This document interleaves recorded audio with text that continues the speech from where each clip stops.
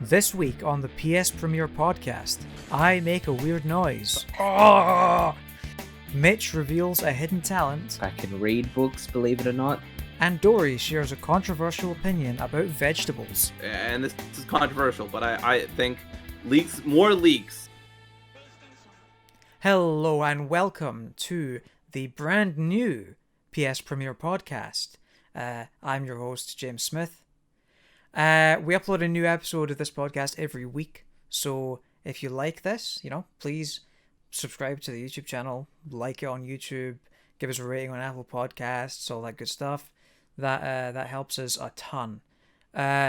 So without further ado, I am joined today by series regulars Dory. The WandaVision forecast? God damn it, I've been fooled again. Hi everybody, it's Dory, and I go by she, her pronouns, and you can find me on Twitter at Declare192 as well as Twitch. Mitch. Hello, I am Mitch, and I thought that we were going to do the 30th episode as the relaunch, but no, we're stuck at 29. Damn it. But no, you can find me on Twitter at MitchUp1012. And Seb. Hi, I'm Sebastian. You can follow me at LilSeb93. Insert joke here. Yeah, so where were we? So this week we've got a lot on the schedule. So this week we're going to be talking about what we're currently playing. We're also going to talk a little bit about the Outriders demo that dropped at the tail end of last week. The newly released indie puzzle game Maquette, which is on PS Plus this month. We're also going to talk about Alien's Fireteam. We're going to talk about video game leaks. Are they good for the industry? And also we're going to do a round of back of the box trivia, which we'll get to later on in the show. But first, before we get to what we're playing, we've got some housekeeping to clean up. This is a special episode because we're relaunching the channel. As you might have seen already, by the time this podcast goes up, we've got a brand new logo, a new set of logos. As you can see if you're watching the video version, we've got a new overlay for our podcast. It's all very fancy. And we've got new intro music for the podcast as well, which you will have heard before I started talking.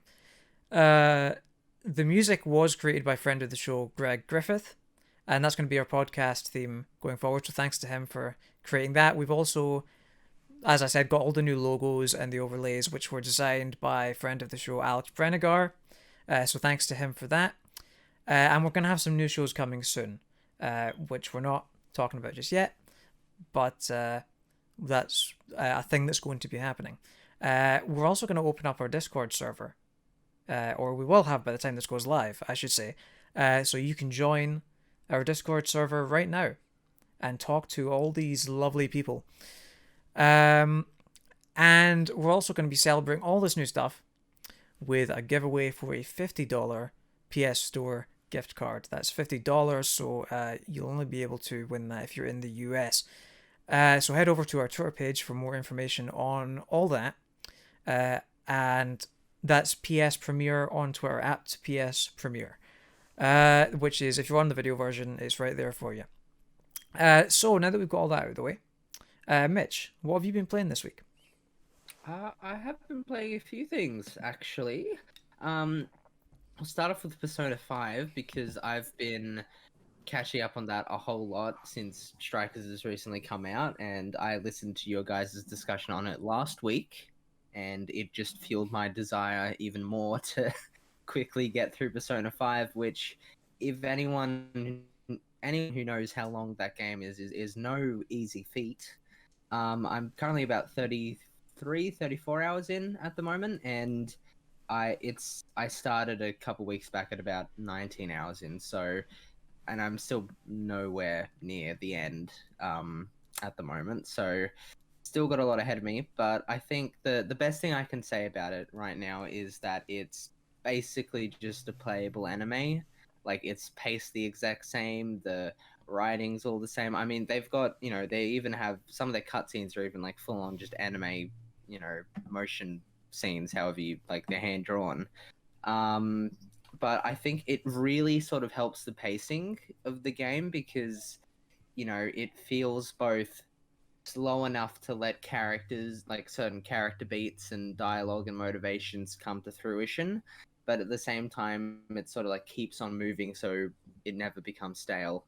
How far in were you? And Did you how far in at the moment? I'm about 33 out 30, 33 hours. 33 to 34 hours I in, I so dropped off at about 50 hours in. I feel like especially with these JRPGs, but with games in particular, like in general, if it gets to 50 hours, that's about my dropping off point. That's about when I'm thinking, yeah, I've had enough of this. You like, let's wrap it up. So I think Yeah. like 100 hours, I can't commit to that because that's about how long that game is. So I never finished it. I don't think I ever will finish it. I'm basically on a schedule at the moment where once it gets to 10 o'clock every night, I'll try and play at least an hour and a half each night just so I can get through it. Like, I'm having a hell of a lot of fun with it still, but I think really at the moment it's just sort of getting into that routine of, okay, time to play some Persona 5. Because otherwise I know if I drop off of it for one night, it might become 2 nights, and then if it becomes 3 nights, then I'll probably never pick it up again for at least another month or two. So I really just want to sort of get into that habit of getting through it. It's probably still going to take me another month or two, I'm assuming, depending on the rate I'm going at the moment. But I'm hoping to have it finished at least somewhat soon. Yeah. But I mean, like, as I said, I've been enjoying what I've been playing in the meantime. Weirdly enough, though, I'm enjoying the sort of the regular world, everyday sim kind of stuff a lot more than the metaverse stuff. I'm with you on went- that, like, because Yeah. I found that as well. Like, I was sort of dreading. I avoided because they've got that like the side quests area where you can like it's all optional stuff. What I can't. What's it called Yeah, again? the mementos. It's called, Mementos. Yeah. I always avoided that just because like if maybe it's just because I'm not big into turn-based combat, but combat in that game, as stylish and fun as it is, it always feels like just a necessary thing that you have to get through for me to get to like the story and all that. Yeah, I mean, the thing with the mementos, at least, is that, the combat in those are at least a lot easier than they usually are in the palaces. Like, I think, majority of encounters I come across in mementos, I can beat in like 30 seconds within 2 turns. Like, especially like depending on how high level your characters and personas are, like you can just, if you have like, enough abilities that target every enemy's weakness, you can just sort of wipe them out with one move, do an all-out attack, and then you're finished. I mean, the victory animation lasts a little bit too long, but other than that, though, I think it doesn't bother me as much. But I just wish that the level design there was a bit better. Like it's really, you can really tell that they're just randomly generated sort of paths and destinations to get through in those.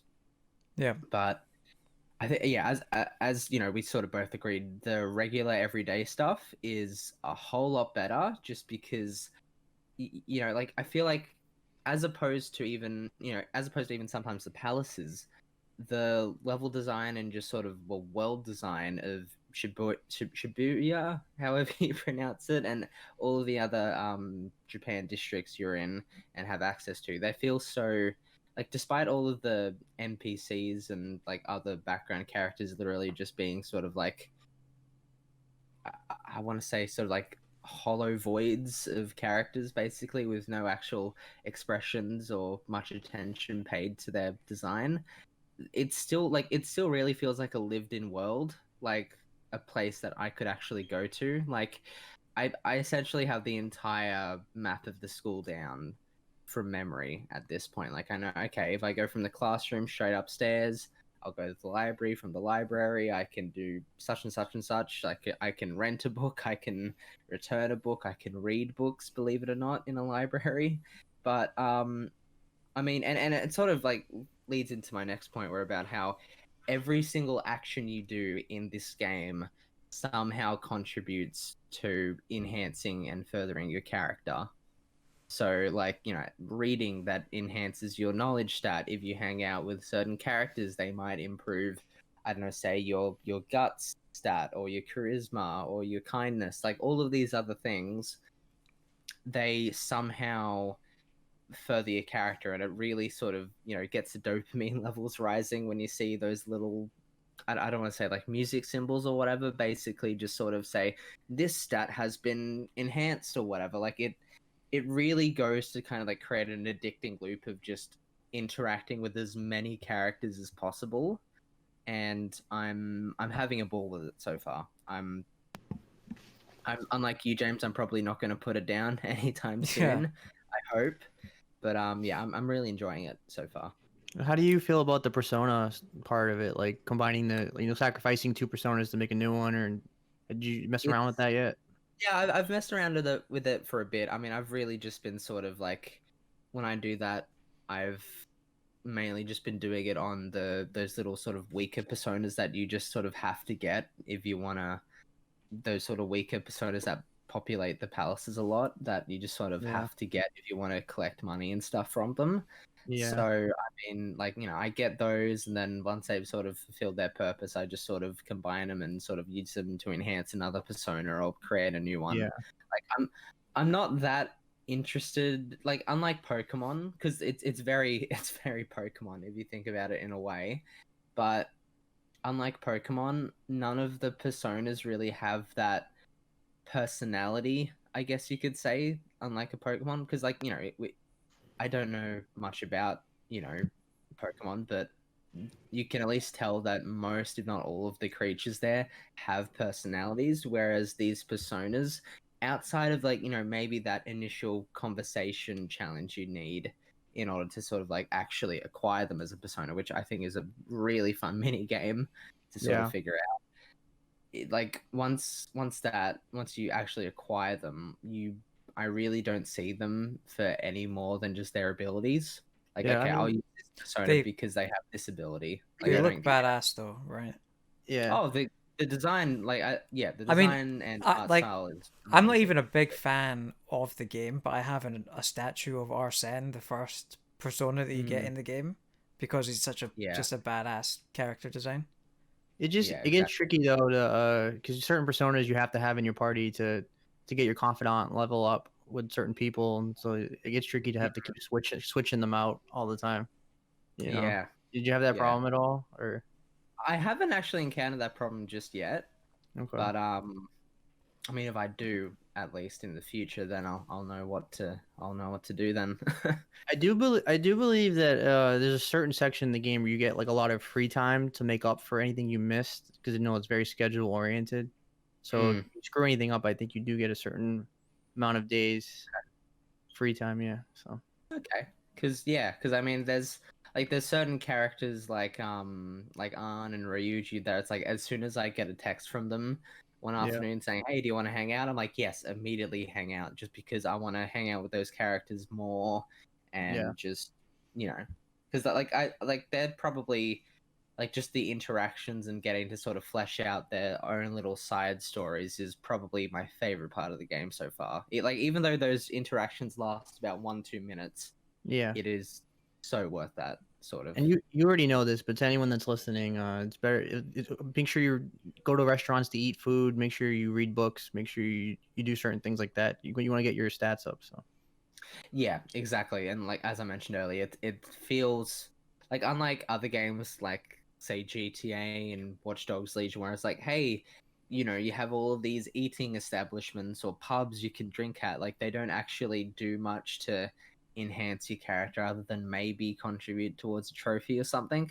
Whereas in here, like, almost every interaction you do somehow furthers your character in some way, which just really goes to show that like, you want to keep invested into this world, and every action you do feels important. Reminds me of Hades. I haven't played Hades yet, but I can imagine that. So how are you handling the calendar? Are you falling behind, or are you doing pretty well with it? I just finished the third palace. Yeah.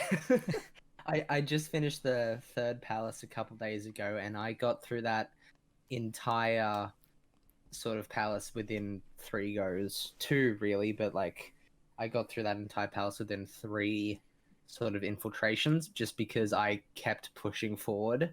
Even though my characters were low health and low mana, I still pushed forward, and like, I managed to get like, I think like what in my first infiltration I managed to get like halfway through. Then in my second I managed to get like 3 of the 4 lock. I won't say what, but like I managed to get 3 of the 4 locks or whatever to unlock the final treasure. But like I'm not sure if it'll change in future palaces, but like I've managed to just sort of get most of the palace infiltration stuff done in just like 1 or 2 days, and then just spend the rest of the time just maximizing getting more items, hanging out with other confidants, and increasing my stats. So I'm not having much trouble with it so far. Yeah. No, that's all. Well, Yeah. one last question for you is, have you been grinding in the palaces, and are you having a hard time with the combat, or you finding it pretty smooth? Like, how you doing? At the start of the 3rd palace, I had a real hard time except that was mainly just because I had all the other characters set to like auto attack or whatever, where I didn't actually have control over what moves they did. But so I did have some trouble at the start of the 3rd palace, but once, you know, I switched to direct commands for all of my party members and sort of actually took my time with the combat encounters, I found them a lot easier. But then I also there's a certain character you get in the 3rd palace where you basically need to have her on your team at all times, just because her abilities are so OP in that palace that like a good 2/3 of the enemies in that base are weak to it. So she's kind of essential for that palace. But I mean, I don't know what it'll be like in the future sort of palace. But yeah, I'm still like as I said, I'm definitely planning on playing some more. And I'm hoping to, you know, in a few weeks' time say, hey, I finished Persona 5, which is something, you know, even like a month ago, something I few wasn't people have expecting to done. say. That's Yeah, resume exactly. worthy, Mitch. You walk up to employers and you tell them I beat Persona 5, and they'll be like, damn, Yeah. this guy's got commitment. I'm pretty This sure guy's got more commitment. people have walked on the moon than have finished Persona 5. I know. I beat it for the record.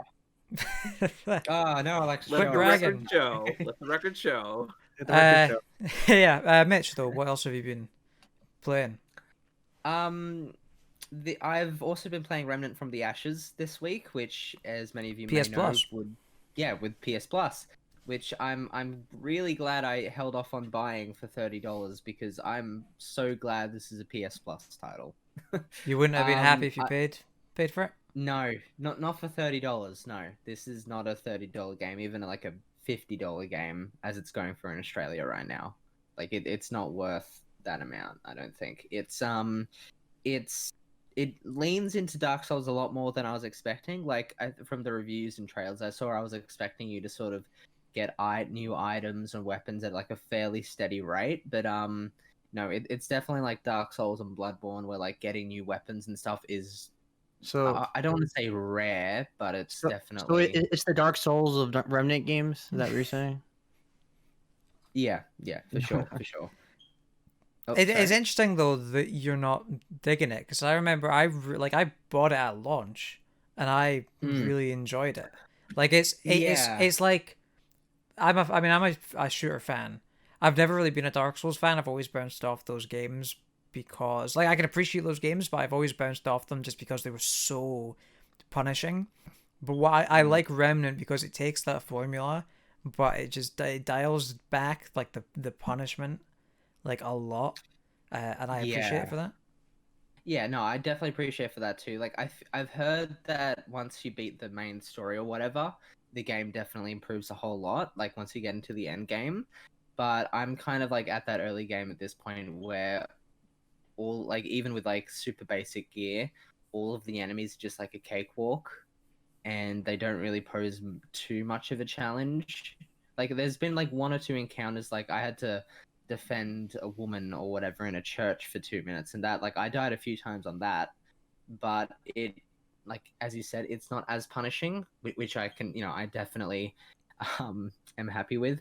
But I guess like part of the reason I'm just not into this as much is because okay, so the same people who did Darksiders 3 did this Gunfire game, games, yeah. and yeah, it shows like a lot. The just like Darksiders 3, the level design is not great, and the sort of tools they give you to explore the world and figure out where you're going, such as a map in this game and a compass in Darksiders 3, they are very unreliable, especially so in this game, because they give you zero sort of guide as to where you're heading. I don't think the minimap even shows up enemies, so I don't know why it's there. But I mean, it's, how do I describe it? Like I've already spent about a third of my playtime, and that's about 3 hours. So I've spent an hour already just aimlessly wandering around environments trying to find my objective and where I'm supposed to go, which is not a fun first impression for the game. Well, no, actually, the most fun first impression I had for this game was literally I'd been playing for 3 minutes, and when I got up to the first cutscene, the game already told me to, your data is corrupted, please delete this game. Jeez. So yeah. That is not a good first impression. No, it's really not. But, so I'm definitely deleting this off my PlayStation now. Thanks.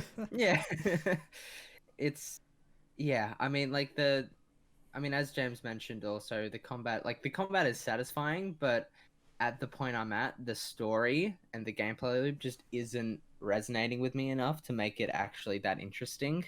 Like I don't really have, unlike Persona 5, I'm not really that compelled to play any further, which is a shame.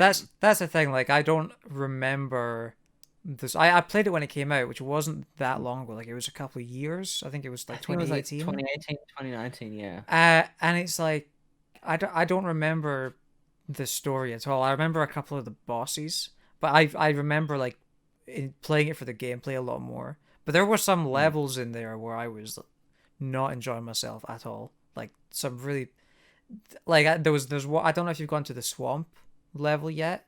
No, not yet. No. But I seem to remember that in particular being a pain just because of what it does to your movement and stuff like that, and the enemies in that area.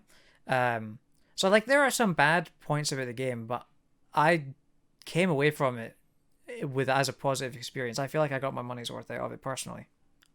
Yeah. I mean, like time will tell, I guess, for me. But yeah, what were you gonna say, Dory? Oh, I was gonna say I feel as a whole the PS Plus offerings this month, at least for me, aren't very strong. Like I looked at Remnant from the Ashes because I had heard about it before, and I looked at some trailers. I was like, this looks very Dark Soulsy. I'm like, I'm gonna pass on this. And then I looked at this other game. I can't remember what it's called. Maquette. Farpoint or something like that. Farpoint. Yeah, Farpoint. The VR game. And it's a great game. It looked pretty cool, but it's a VR game, and I don't think you can play it outside of VR. So I was kind of bummed. I was like, this kind of looks interesting. Maybe I check it out as a PS Plus, but it's just a VR game. But you also get Final Fantasy VII Remake, which was a Game of the Year contender last year. True. Like last year, like less than a year ago, it came out, and it was a Game of the Year thing, hands down. That is the best thing, hands down. I think that's the best PS Plus game they've ever done. But also, Maquette, we'll get into later on, but like Maquette is a great little game, and it came out. It released on PS Plus, I believe. So it's for PS5 only. I think it did. Oh, that's true. Yeah, PS5 only. Yeah. PS5 only. They also have the stay-at-home Ratchet and Clank thing, which is great. Although I just got it for Christmas, so I was a little miffed, but I'm glad that everybody can play it. Yeah. Sorry, I was gonna say I also got Final Fantasy VII Remake for Christmas, despite it being on PlayStation Plus this month, I'm still glad I did get it then, just because I now have access to the PS5 version when it comes out. Photo mode, baby. Photo mode, enhanced graphics, and all that. Yeah. It still sucks that you can't upgrade that version though. Like I would have just, they should have just gave us the PS5 version and then made the DLC pay, like you pay for the DLC. Like that's how I would have done it. I'm surprised they're making us wait till June for that though. Yeah, isn't that kind of weird? Like wouldn't it? Like I'm assuming it's to finish off the Yuffie. Yeah, let me explain you how. Let me explain you how video games usually work, Mitch. So there's some work involved, and they have to finish the game before they can release it. But it's like, it could have been like a fun little shadow drop or whatever. Because I don't think anyone was like, as far as I'm aware, there weren't any leaks or anything about a Yuffie. Fuck me, I forget how to pronounce it. Yuffie story chapter So they could have, if they wanted to, like say theoretically, if it was done this month, they could have just said, "Hey, we're announcing this new chapter in a PS5 upgrade. It comes out next week." The internet would have lost their minds. They could have just made Final Fantasy VII Remake like a plus in June, when right when the DLC comes out. Then everybody will have the access to the game, and then more people will be more likely to buy the DLC right True. then and there. You know what I mean? That's Then how I would have again, done it. But... Then again, though, if they announced all that stuff here in March, it'd be a little bit odd for them to say, "Hey, we're announcing all this Final Fantasy VII stuff." Yeah, you're not gonna get any of it for another 3 months. Yeah, but at the same time, people are probably gonna beat it now and then not touch it for 3 months. It's gonna be hard for people to go back sometimes. Like people that love it are gonna. Yeah. Well, the people that love it, I guess, already beat the game like when it came out, I guess. But yeah, true. So I don't know. But anyway, we're getting sidetracked here. So Mitch, you've been playing Batman as well, correct? I have been. So yes. So for Batman. How's that shark spray working out for you? Capping people. Oh, it's pretty ineffective, unfortunately, at this point. But I'm pretty sure there is a shark in Arkham City, which you also don't have that spray for. But there's no better repellent than your own damn fist. So I'm very, very, I guess you could say, excited to face off against whatever the shark's name is in Arkham City. But anyways, back to Arkham Asylum. I'm playing the remaster on PS4, which the textures are all look amazing, but the lighting and for some reason everyone's face models look completely whack. Like I have no And just to be clear, you are talking about the game here, not like us. Yeah. Yes, I am talking about Batman Arkham Asylum. Batman Return to Arkham Asylum is the title. God, I hate it. Why have to? My question is, why would you want to return to Arkham? Well, because we're fans of Arkham and how moody. Why is anyone a fan of Arkham? Do you realize how much crime happens there? Like, do you realize how much crime happens in that city? Like, there's I don't think in real life there are any supervillains, or there are very few supervillains. In this one city alone, there's like 20 of them. Why would anyone live here? No, I was gonna make a joke, but never. I was gonna say like Chicago or New York, Detroit. But never.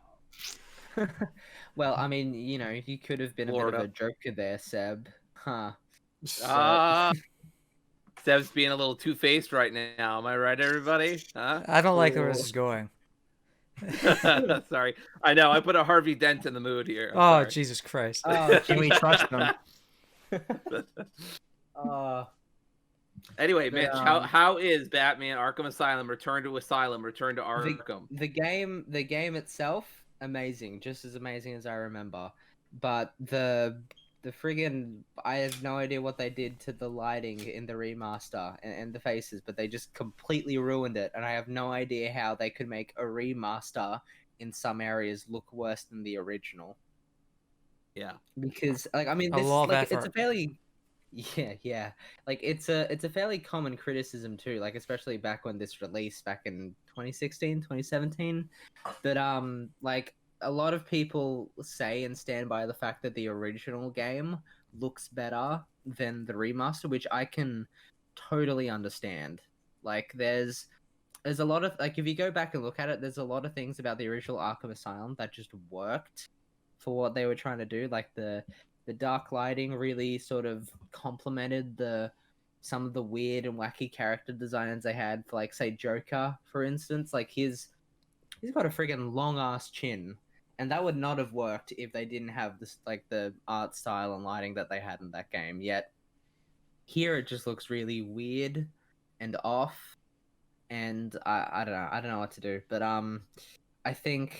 one thing that has remained continuously horrifying between both the original and the remaster, though, is the Titan enemies that they have, like the big monster ones. So for the deepest dive, they've basically taken us up to about the halfway point in the game where you just this get is the min-max deepest dive. The min-max deepest dive, indeed. and basically you have to fight 2 Titan enemies as a boss fight, and they have a transformation scene where like their friggin' spines are protruding out of their back, and their their muscles and bones are sort of all like engorging and sort of popping out of place. It's like, for a 2009 game, it's like 2009 a superhero game especially, like it is horrifying to look at when you think about it, like in context, like what would be happening to them. And I don't really buy Joker's whole plan in this game at all, but whatever, that comes for the deepest dive. The final boss kind of ruins the game in a way. It's so disappointing. I'm not as I won't say what it is here in case someone hasn't played it, but like I'm not as against the final boss as a lot of people. But I'm in the same camp. Yeah, like I'm not as against it, but I think Joker's whole motive and plan to get up to that point is as great, as much as they like sort of nail the mannerisms and sort of the character of Joker throughout the entire Arkham series, really. Yeah. I have no idea what they were doing for this story here. Yeah. Like any other villain could have done for that plot, but for some reason they chose Joker, and I have no idea why. I can imagine it was probably because, like, at the time, comic book video games had a bad rap. Like, this was like the first properly good one in a long time, and they probably wanted to bring out the big guns and make a good first impression. That's true. I want to think that, but like at the same time, like I'm pretty sure this game's written by Paul Dini, I think it is, and he was responsible for like some of the best like Batman the Animated Series stories, I think, from memory. So it's not like the writers they had for the first 2 games. I mean, it shows. No, definitely. I think it probably comes down to marketability though as well. Like, it's a new IP. I mean, it's not a new IP, it's Batman, but it's like a new franchise in video games. It's like one of the first Batman video games. And you gotta have the Joker. If you've got like Scarecrow or some like Two-Face or something, some villain that people don't care as much about, like people are less likely to. Which is fine to some degree, but it did start getting ridiculous. Like once we were like 3 or 4 games in, and they were like, "But it was the Joker the whole time." It got really frustrating. Don't even get me started on Arkham Knight. I have so many qualms with that game and its story. Knight and Origins are both susceptible to this. To certain, I think I like Origins. I like Origins. I love Origins, honestly. Like I'm sorry to sidetrack here for a bit. I love Origins. I really like what they do with the Joker in context of it being their origin story. Well, most of what they do with Joker. But I think Arkham Knight especially, and I won't spoil it here, but what they do in Arkham Knight is just tedious. And you can, like, I get what they're going for in terms of the greater story and what they're trying to say about Batman and the Joker's relationship, but I feel like it was just overkill by the time the story ended, and I just wanted the Joker to shut up. Yeah. And like I replayed Asylum and City last year. I think we even maybe I was on the podcast when we were talking about it.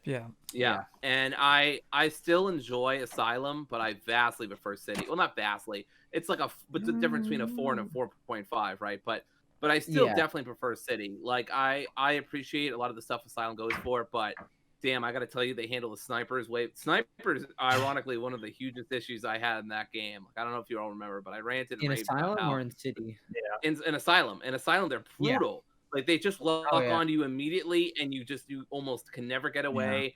Yeah. And because the glide mechanics are still a little dodgy, like they haven't completely perfected them yet, it's just it makes all the difference in the world. I still liked it though. I'm glad you're enjoying it. I think really good. Contrary to popular belief, Joker hires only the finest sniper assassins. He really does. Available. At least in Asylum, he does. In City, they seem to have taken a big step down, but I'm okay with that because that's not fun. Budgets run out.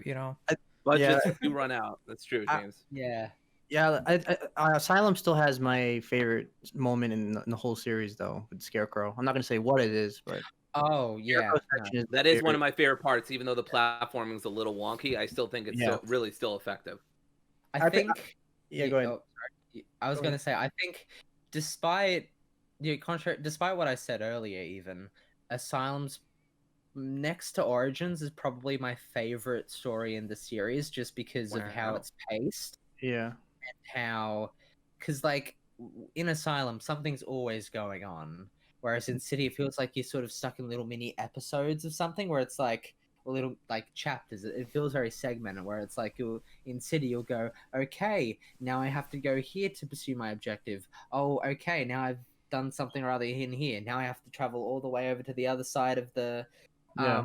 city just to do this. Like it feels like it's suffered from I want to say Bioshock syndrome, where like once you think you reach an objective, turns out you have to complete another 3 objectives just to get to it. Like I think Yeah. the museum, you have to like you get into the museum, then you find out, oh wait, I can't actually enter the museum yet because I don't have an upgrade. Now let me go back outside and then travel all around the city just to find these 3 jammers, then go back in, and maybe there's something else in between that. But yeah, it's just annoying as hell. Do you guys get lost in those games? Because like I beat all the games on the PS4 last year, and I like especially Asylum. I'm like running in circles for like 30 minutes. Like I don't know where. I had some of that. Yeah, I had to look it up. Asylum, I got lost like a bunch of times. City, I almost never got lost. Yeah, that was another Asylum thing. was like the map and everything was just. It was not good. Yeah. All right, we probably have to move on, Mitch. Honestly. Yeah, no, that's okay. I was gonna say. Any final thoughts on the game? It's as I said, it's just as amazing as I remember. I think I'm excited to finish it off for the deepest dive, and I also got the plat for it, so I'm at least thankful to the Min-Max for actually pushing me to get the plat. Quit bragging. Yeah, but Seb, what about you? What have you been playing this week? All right, well, I've been very Switch gang this week because get out of here. I've we only don't want to hear it on PlayStation. Then anyway, Switch. Switch gang. No, I'm playing Bravely Default 2, which is a new game that just came out from Square Enix. It's very traditional turn-based RPG. So if you love that genre, this will be up your alley. And if you don't like that genre, I'd totally avoid it because it's as traditional as it gets. Like it doesn't even try to do anything new. It only has one feature that's different than other games, which is which is like its risk reward system where you can actually attack 4 times in a row. But if you do that and you don't kill those enemies, you can't attack for 3 turns. So you kind of leave yourself susceptible. So you got to like really plan how you do that. But it's a great way to like grind enemies. And it can be challenging. You got to be very careful how you plan out how you're going to fight the enemies. And the English dub is really bad. I wouldn't say really bad. It's pretty bad. Like the accents are all over the place. Some people are like British, some people are Scottish, Irish, American, Australian. I don't know. I think it feels like it just grabbed any random person they can find off the street. Like, oh, you want to dub a character? What is it with like Japanese RPGs and having British voices for their characters? I guess it's because it's like fantasy medieval time, so they figure like when you think of that, you think of British people. Yeah. So I guess so. I think that's what they're going for. It's like, even worse. I remember being absolutely blindsided when I first saw like gameplay of Xenoblade Chronicles. Yeah, I heard the guy's accent. And I'm like, what? And I think that's the accent he went for. I think they're Americans doing British accents, so that's even worse. Yeah. Oh no. Oh, is it really? I thought it was genuinely British people or maybe in that game, but sometimes they generally get like Americans doing British accents. That's awful. So yeah, it's kind of like Assassin's Creed Unity, where you've got like not ancient France, like sort of the French Revolution, and all of the characters in France speak with like Cockney British accents. British accent, yeah. Like yeah, like thick British accents. All right, governor, how's it going? I think Japan's done a lot better with their dubbing, but like, well, they're not the ones dubbing it, but you know what I'm saying, like, because there's been anime where I've watched like there's a black guy that's voiced by a white guy, and you can clearly tell it's a white guy. Like, they don't even do a black voice; it's just like a white guy. Or it's just weird. Japan's just weird. Yeah. in Yeah, the Japan's always original been, game, especially. it's Oh, the that's a side topic. Sorry. Yeah. Yeah. So I'm also playing the Pokemon Sword and Shield DLC because I haven't played that yet. The Isle of Armor is pretty cool. It's very basic Pokemon. It's kind of bland, honestly. The Crown Tundra DLC is much better. There's way more content to do. There's a lot of legendaries to catch and a lot of like things to look for. So I'm enjoying that. Sorry. Before you Go. move on, Seb, what are your actual thoughts on Sword and Shield, like the game itself? Because I know some people love it, some people hate it. I'm not really caught up on the whole Pokemon sphere, Yes. as you No can tell problem. earlier.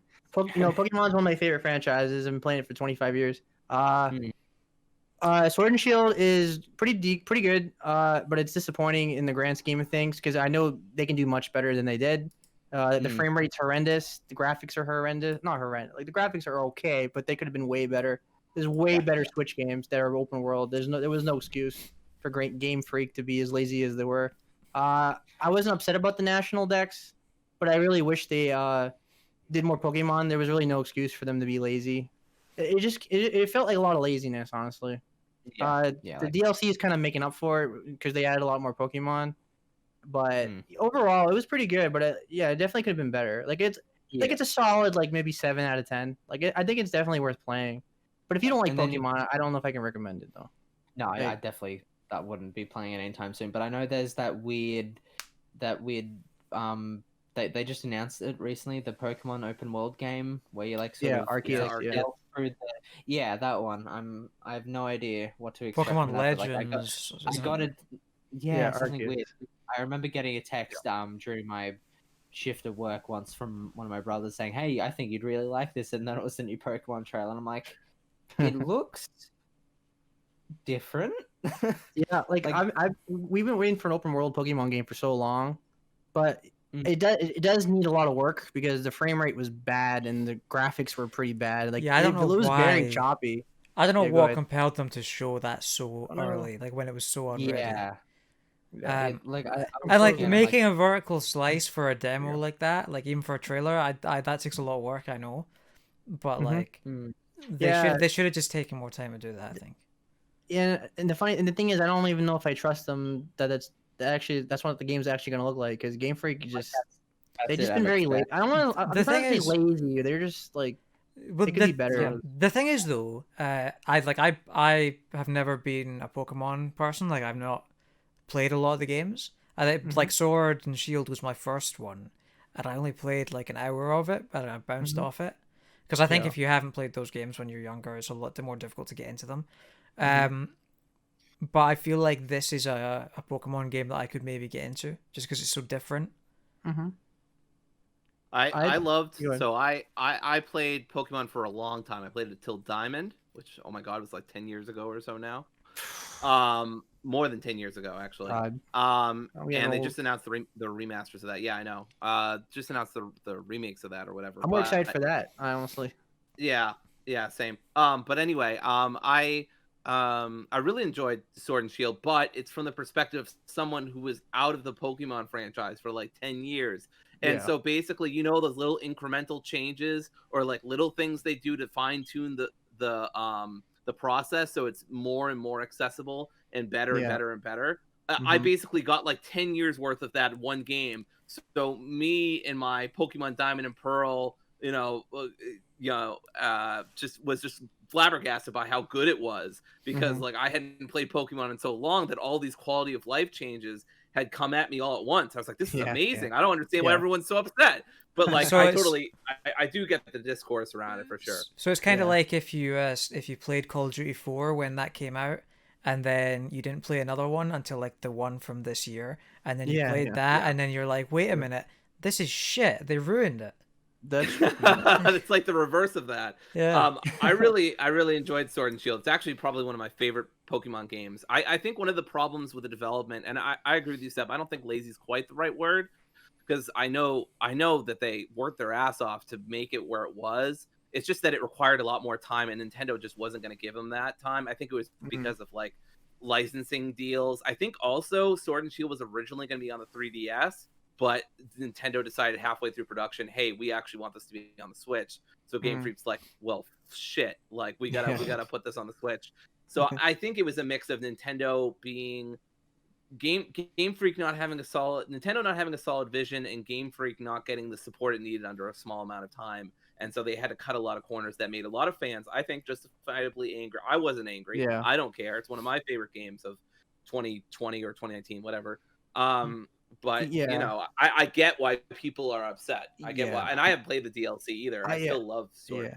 I wasn't in the angry mob, that's for sure. Like I was a little disappointed with it, but I was disappointed because going into the game I knew there was things I didn't care for, but yeah, I wasn't in like the angry mob. And there's a lot of Nintendo fans that are not happy no matter what, right? Like, so there's that too. Anyway, it's so odd to me. Like I'll say this and I'll move on, but like it's so odd to me how, I don't say violent, but like how passionately angry and dispositional a lot of Nintendo fans are. No, it's vile. Yeah, okay. I don't think we need to sugarcoat it. The way that some people are going after Game Freak was fucking disgusting. Like, it's unbelievable. Y'all, this is a fucking video game. Yeah, some of it's very fair, but people take it to like the ultimate extreme. Yeah, like, some of it is very valid. Shut down Game Freak. It's like, no, like they made it like they didn't put in as much as you want. That's fine to be upset about it. I mean, some of the talk about it and criticize them, but some of the texture was really awful. Like you look at the trees and the grass, it was like, oh my god. Yeah, I did notice that. I liked the graphics overall, but I was also a brand new Switch player at the time, so yeah. Like it's not horrendous, but you play Breath of the Wild and then you play that, you see the difference. That's for sure. So speaking of Breath of the Wild, sorry, we should probably move on, Mitch. Honestly. Yeah, no, I was gonna say, jump in. Sorry, you move on. Yeah. Speaking of Breath of the Wild, I went back to it, and I can say that I'm loving it now. This is always one of those games I didn't understand the hype, but now I do. I think it's because I know what to do now. Because usually I don't like open worlds with no direction, but now that I know to look for the shrines and stuff, I'm having a blast just like exploring the world looking for them. So I played for like 25 hours the last few days, and I didn't even make any progression with the main story. Like I spent literally the whole time going through the whole map. So yeah, so I've been playing. Yeah. So I'm playing Hades. I played Hades today for like about 2 hours at work, because it was a slow, rainy day. I'm having fun with the railgun, but that game's kicking my ass though. So, but it's a fun game. But I'm having a blast getting my ass kicked. So I finally got past the first like proper boss in that game, like the last time I played it, and then I died a couple areas later, and then I'm back to square one. Like I got some more dialogue. You can speak to the boss in the hub and everything, but then I'm just back to get my ass kicked by her every time. So. Yeah, now I'm like getting harder versions of different bosses like randomly. And now that's kicking my ass even more. Like I was fighting the Hydra, and now the Hydra has like all these extra moves now. I was like, what the hell's going on? I'm like, it ruined my good run. I was doing really well that run, and then that's what's great about that game. It's like no matter how much you get your ass kicked, you just want to keep playing. Like it's so addicting. Yeah, I wouldn't know anything about Hades, so of course I will not comment here. No. Nothing. Yeah, you don't even know what it's about, right? That's right. No idea. I definitely didn't sink like 60 hours into it or something like that. Yeah. At least. Nintendo's not even honest with me about how many hours I put into the game. You didn't talk about it like 10 podcasts in a row. I definitely didn't. That'd be ridiculous, James. The Switch timer, the Switch like tracker is definitely not accurate because it says I only put 5 hours in, but I definitely put like 10 hours in so far. For sure, like I don't think it's not a very good tracker for Hades. I have no idea why. And then finally, I'm playing Maquette. Or is it Marquette? Maquette. Maquette. Yeah. I got the. I've been playing Maquette as well. Yeah, you got the platinum.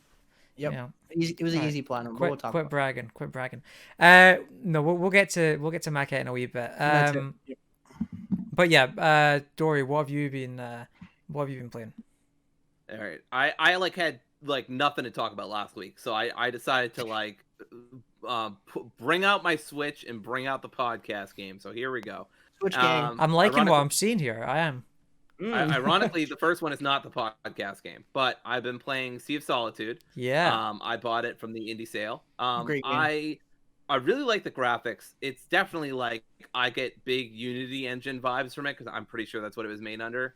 But it's really a beautiful game. It's very nice to look at. I've only taken one screenshot, but honestly, for me, that's a lot. I don't usually take screenshots while I'm playing. I think like Uncharted 4 and Spider-Man 2018 are like big exceptions to that, but for them or Last of Us. But besides that, like I don't usually do that. I do like the narrative a lot. A lot of the narrative deals with like mental health, bad relationships, abusive relationships, family breakdown, bullying. There are a lot of sensitive topics that if you are not comfortable with that kind of stuff, you should probably avoid this game. If I could interject on Yeah. that point, the lead on the game, Cornelia Gephardt, or I can't remember if that's her second name or not, but she did a TED talk on making the game and like what the game's about and its themes and everything, which is really good. I highly recommend checking that Nice. out. Yeah, I'll go check that out once I'm done with the game. Yeah, some of the dialogue's a little on the nose, and I think the voice acting takes a little getting used to. It's just they have certain accents that at first I was like, oh, I didn't expect that. The But voice the voice acting not is a like huge deal. I think they're releasing a new version with new voice acting. Oh, really? If I'm not mistaken, Oh, yeah, because there was a bad. lot of criticism about the voice acting when it came out. Yeah, Dory. I think the I thought voice it was- acting is kind of subpar. I think it's kind of endearing actually. Like it is definitely Yeah. subpar. There's no doubt about it, but I kind of like it. Dory, what console Yeah. you playing this on? I'm say? playing on the PS4. Okay, because there's a new version coming out, right? Definitive edition or something. Yeah, they announced it Wow. for Switch. I don't know if it's coming to other platforms, but I tried playing Sea of Solitude not too long ago for a project on my PS5, and I don't know if they fixed it by now, but the game is, or it was at the time, very, very broken on PS5, like unplayable. Did you? For some I reason. will say I've had a couple audio glitches where it'll for a split second like a sound effect will go on for a little longer, sound like distorted or something. I will also say, so as someone who deals with like mental health issues myself, depression, anxiety, intrusive thoughts, I definitely, some of this game hits hard for me. I talked about this a few episodes ago or on a special episode, I can't remember, but I played another game called The Darkness or something like that, When the Darkness Comes or something, which is a free game addressing mental health. And I feel like Sea of Solitude does it massively better. Obviously, it had a bigger budget, but it's just a big improvement. It's nice to, I hear all the time on Twitter and online in general from people about like, oh, I have intrusive thoughts too, or I see the world like, in similar ways that I see it, and that's nice to hear. But actually seeing it in a game, I don't know, makes me feel a little more valid in that way. Like I'm not the only person who has this metaphorical or literal monster like right next to them, saying that they're a piece of shit. Because like I get that sometimes, and I think this game is very important because it's like your intrusive thoughts are not always lying to you. Sometimes there's a grain of truth to what they're saying. Like maybe you have been like shitty in the past, or need to be a better person in some ways. I think that's true for myself. But it also says like the important thing is that you're trying to do better. Like one of my favorite shows of all time is The Good Place, and one of my favorite quotes from The Good Place is, "It doesn't matter if you're a good person or a bad person. What really matters is that you're trying to be better than you were the day before." It's a very corny I quote, like that. but I think it's a very, I very like good that. quote. Yeah. I like these. This is why I love Sea of Solitude so much, and I feel like it really got overlooked in 2019 when it came out. But like I love these games where like they tackle themes like these, and you can really sort of get into the nitty gritty about that and talk about how they handle it. Yeah. I like a lot of it. I think they handle it with a lot of care and a lot of like the care that it really deserves. And so I appreciate just seeing that in a game. Yeah. I think I'm at chapter 10 at this point, so I'm pretty close to the end at this. There's definitely I've definitely had some moments where I'm frustrated. The gameplay's okay. There's one section that I hate in that game, and you probably know what I'm talking about. Yeah, I hate section 10, chapter 10 as well. I won't go into specifics, but there's a part where you're getting chased, and there's just not a lot you can do about getting the enemies off your back. hop like a doofus to get away from them, and it's infuriating. And every time you lose, you start back at the beginning. It's awful. But that aside, I think it's it's a game that has a lot of genuine heart to it that I really respect, even if it doesn't nail the landing on everything. It's like, it's one of those games where it's like, that the people behind it really care about what they're saying. This isn't some half-assed attempt to cash in on the mental health discourse or whatever. I really think Sea of Solitude's creators care about this, and I think it's a good game. But I will move on to something else unless we have any. No, I'm really looking forward to what that studio does next, which will probably be another EA Originals game, which I'm excited about. Yep, great game. I have also been playing Carry On. Carry On is a game where you play as a big red amorphous blob. You're basically the Thing from the movie The Thing. And you are crunching on people. And I got to tell you, that is my favorite part of this game. You just grab people and you just crunch and munch, and it's great. And the sound effects are just perfect. I don't know what sound effects they used, but hopefully not real people, right? But it's really good. Like, I love these sound effects. I don't know why, but it's kind of the highlight of the game, which I don't know what that really says about it.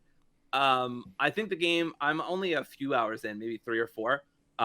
So I'm maybe halfway through the game at this point. It's a short game. But it's fun. It's a little repetitive. The only thing really is just like little puzzles here and there, trying to make sure you don't get shot too much by humans.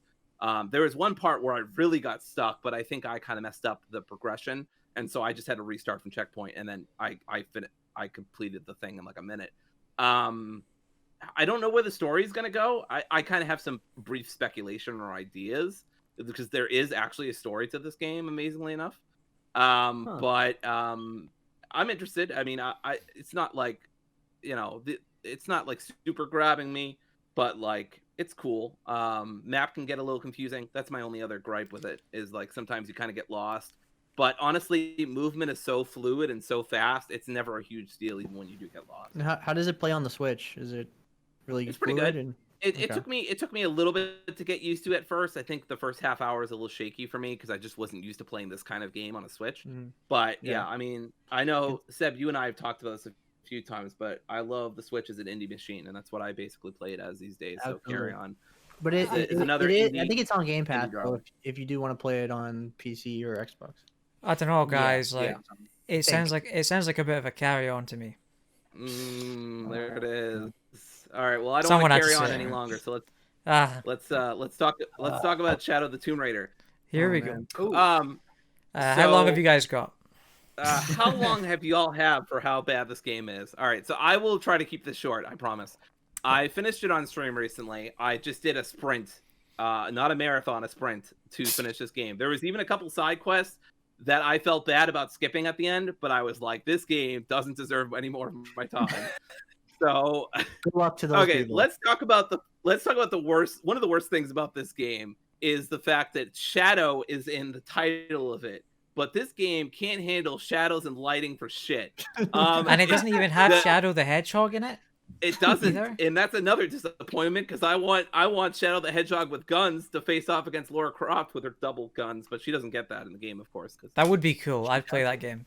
I have learned some things about the background of Shadow of the Tomb Raider and why it's not like why some of the aspects of it are kind of undercooked. So they were starting to develop Avengers at the time. Certain people behind the Tomb Raider series left, like lead developers, lead writers, so I see that. I mean, and they swapped developers, and was it? I can't remember if that was during development or before, because the first two were made by Eidos Montreal, wasn't it? No, I'm pretty sure it was Crystal Dynamics did the first two. Then they went on to do Avengers, which, as we all know, was a very successful venture. And then, completely, but made tons of money. Yep.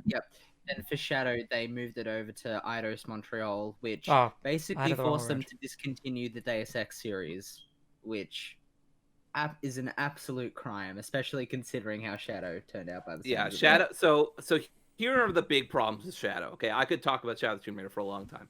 Here are the big problems. This game has incredibly poor pacing. If this game ended in like 8 to Yes. 10 hours, it would be an okay to mediocre game. But this game has such bad pacing that I was confused. At least a couple, like I think I did 8 or 9 streams of it. And I did do some side quests. I did talk to people and stuff like that. So I get that I'm part of the problem here, right? Because I want to be a little bit of a thorough person.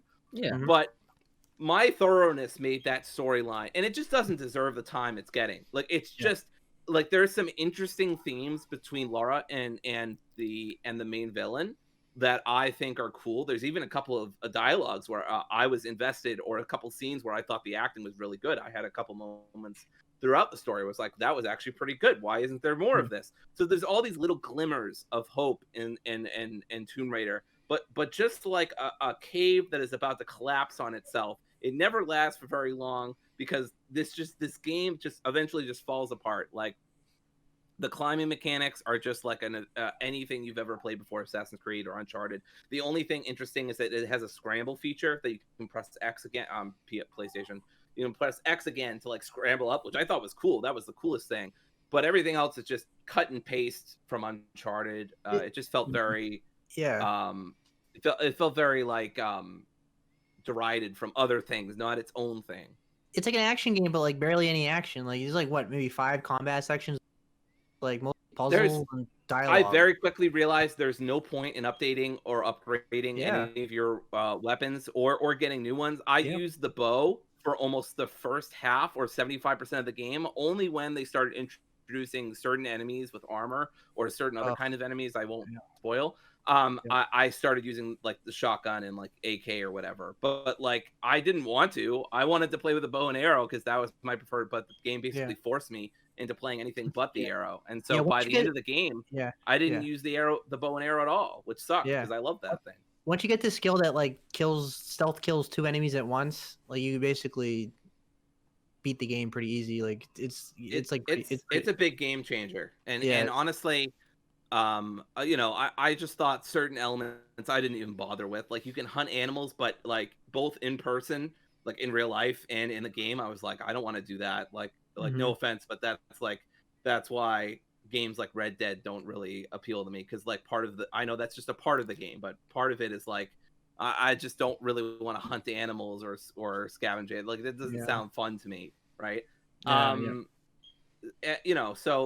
there was just a lot of things that were wrong with the game, and it's just, if it was paced better, honestly, I'd be less harsh on it. But it just feels like it never ends. And Laura, the ending isn't even that great. Like, once you get to it, like Laura just kind of goes like, well, that was great, and like, let's never do it again.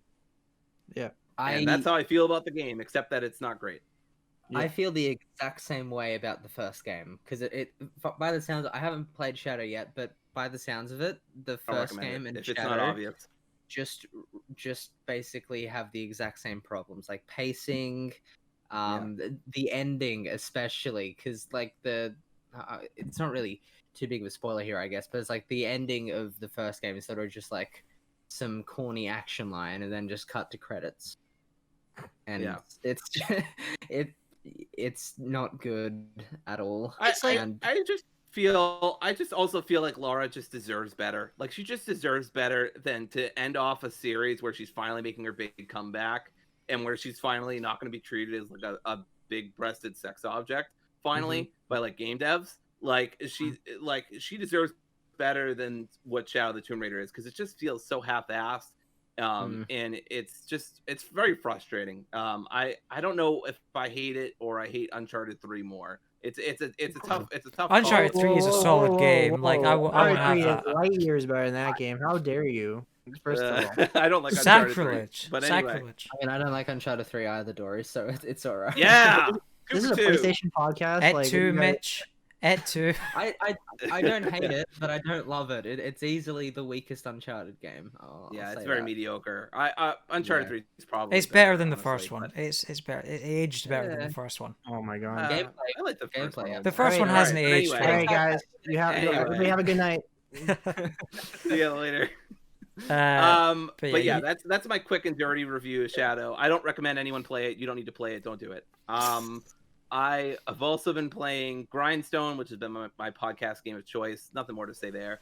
Hitman, I played a level. I played the same level, the last level I played at the Rave level. And it's still pretty fun, but I just like played once for like 30 minutes and just to see if I could do it a little faster. The last interesting game I have to talk about is the Raji demo. Now Raji is a game. It's a game about an Indian character named Raji, and she's basically trying to rescue her brother from demons or something. I don't understand a lot of Indian mythology. And by the way, by Indian I mean people literally from India, not Native Americans. Just to be clear.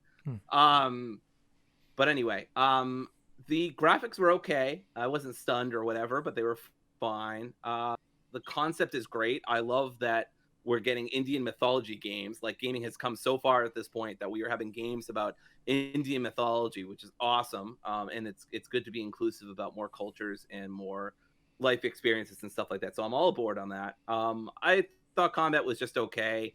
It felt kind of wonky to control, and movement felt weird. I didn't really like the way it was just a 30-minute demo, but maybe movement felt weird as well. Sure, maybe I'm not too educated on this game.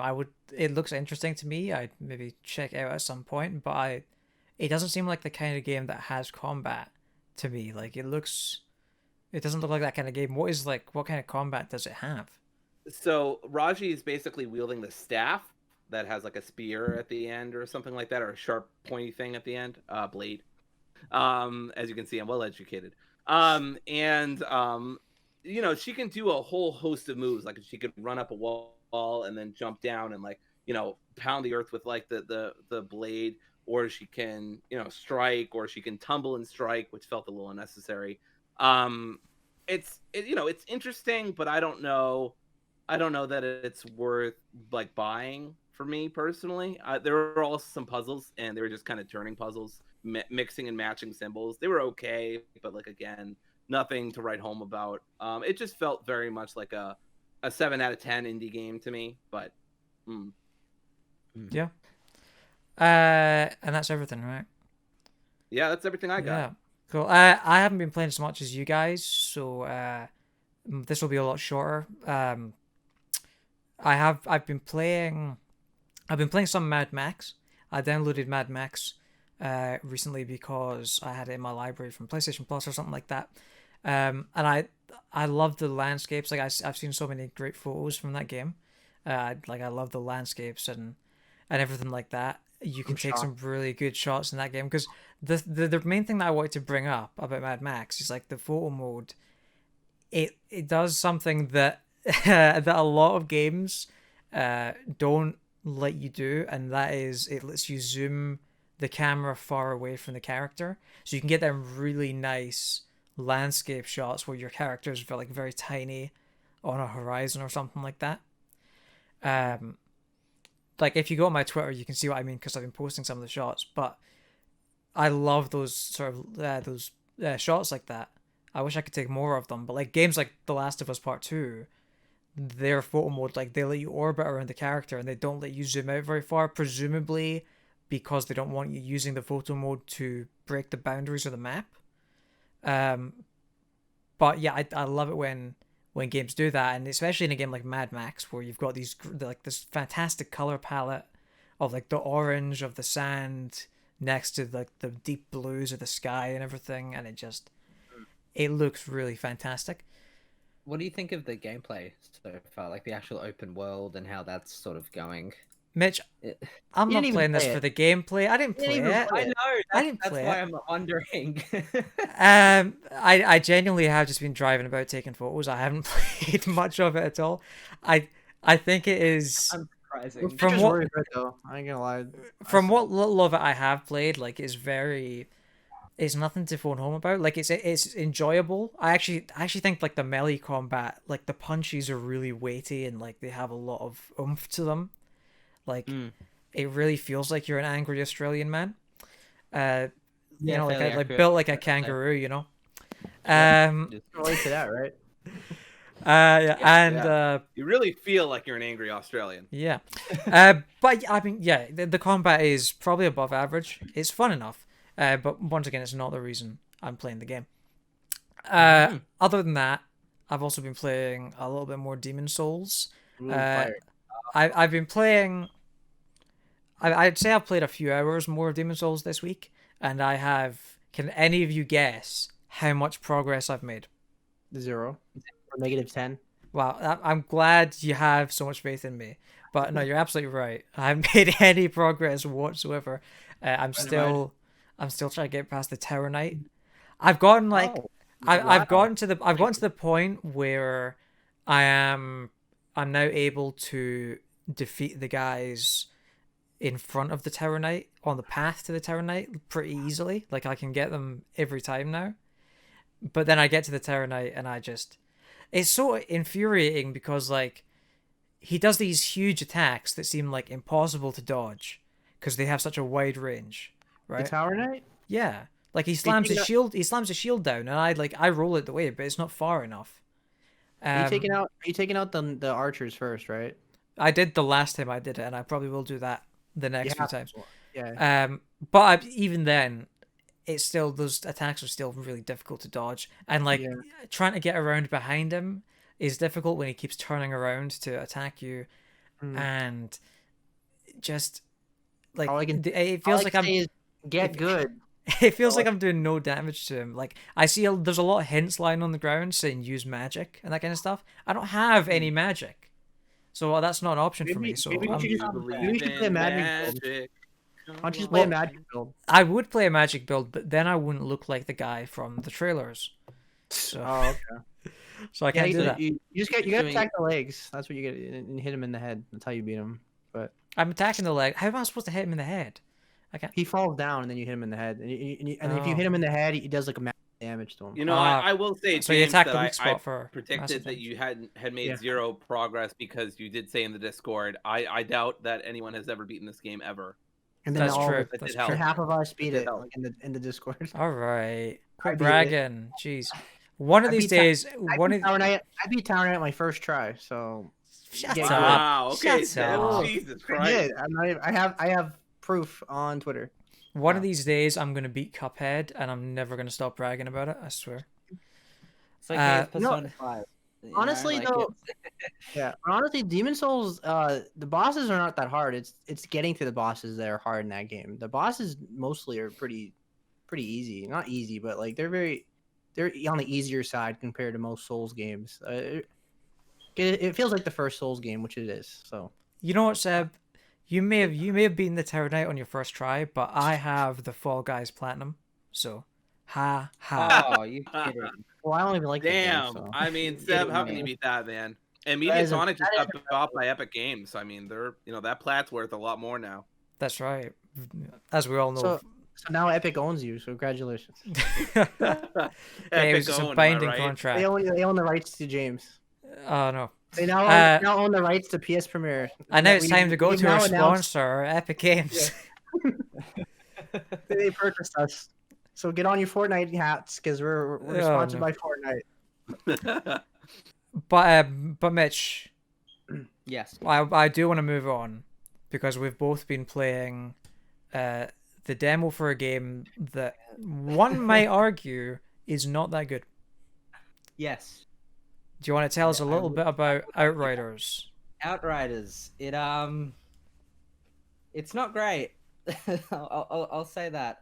I went into this demo vaguely aware of the sort of public reaction to this game, and I mean, I was even talking to Seb about it in the Discord, where it's like, I think I was Seb and Dory or one of you guys.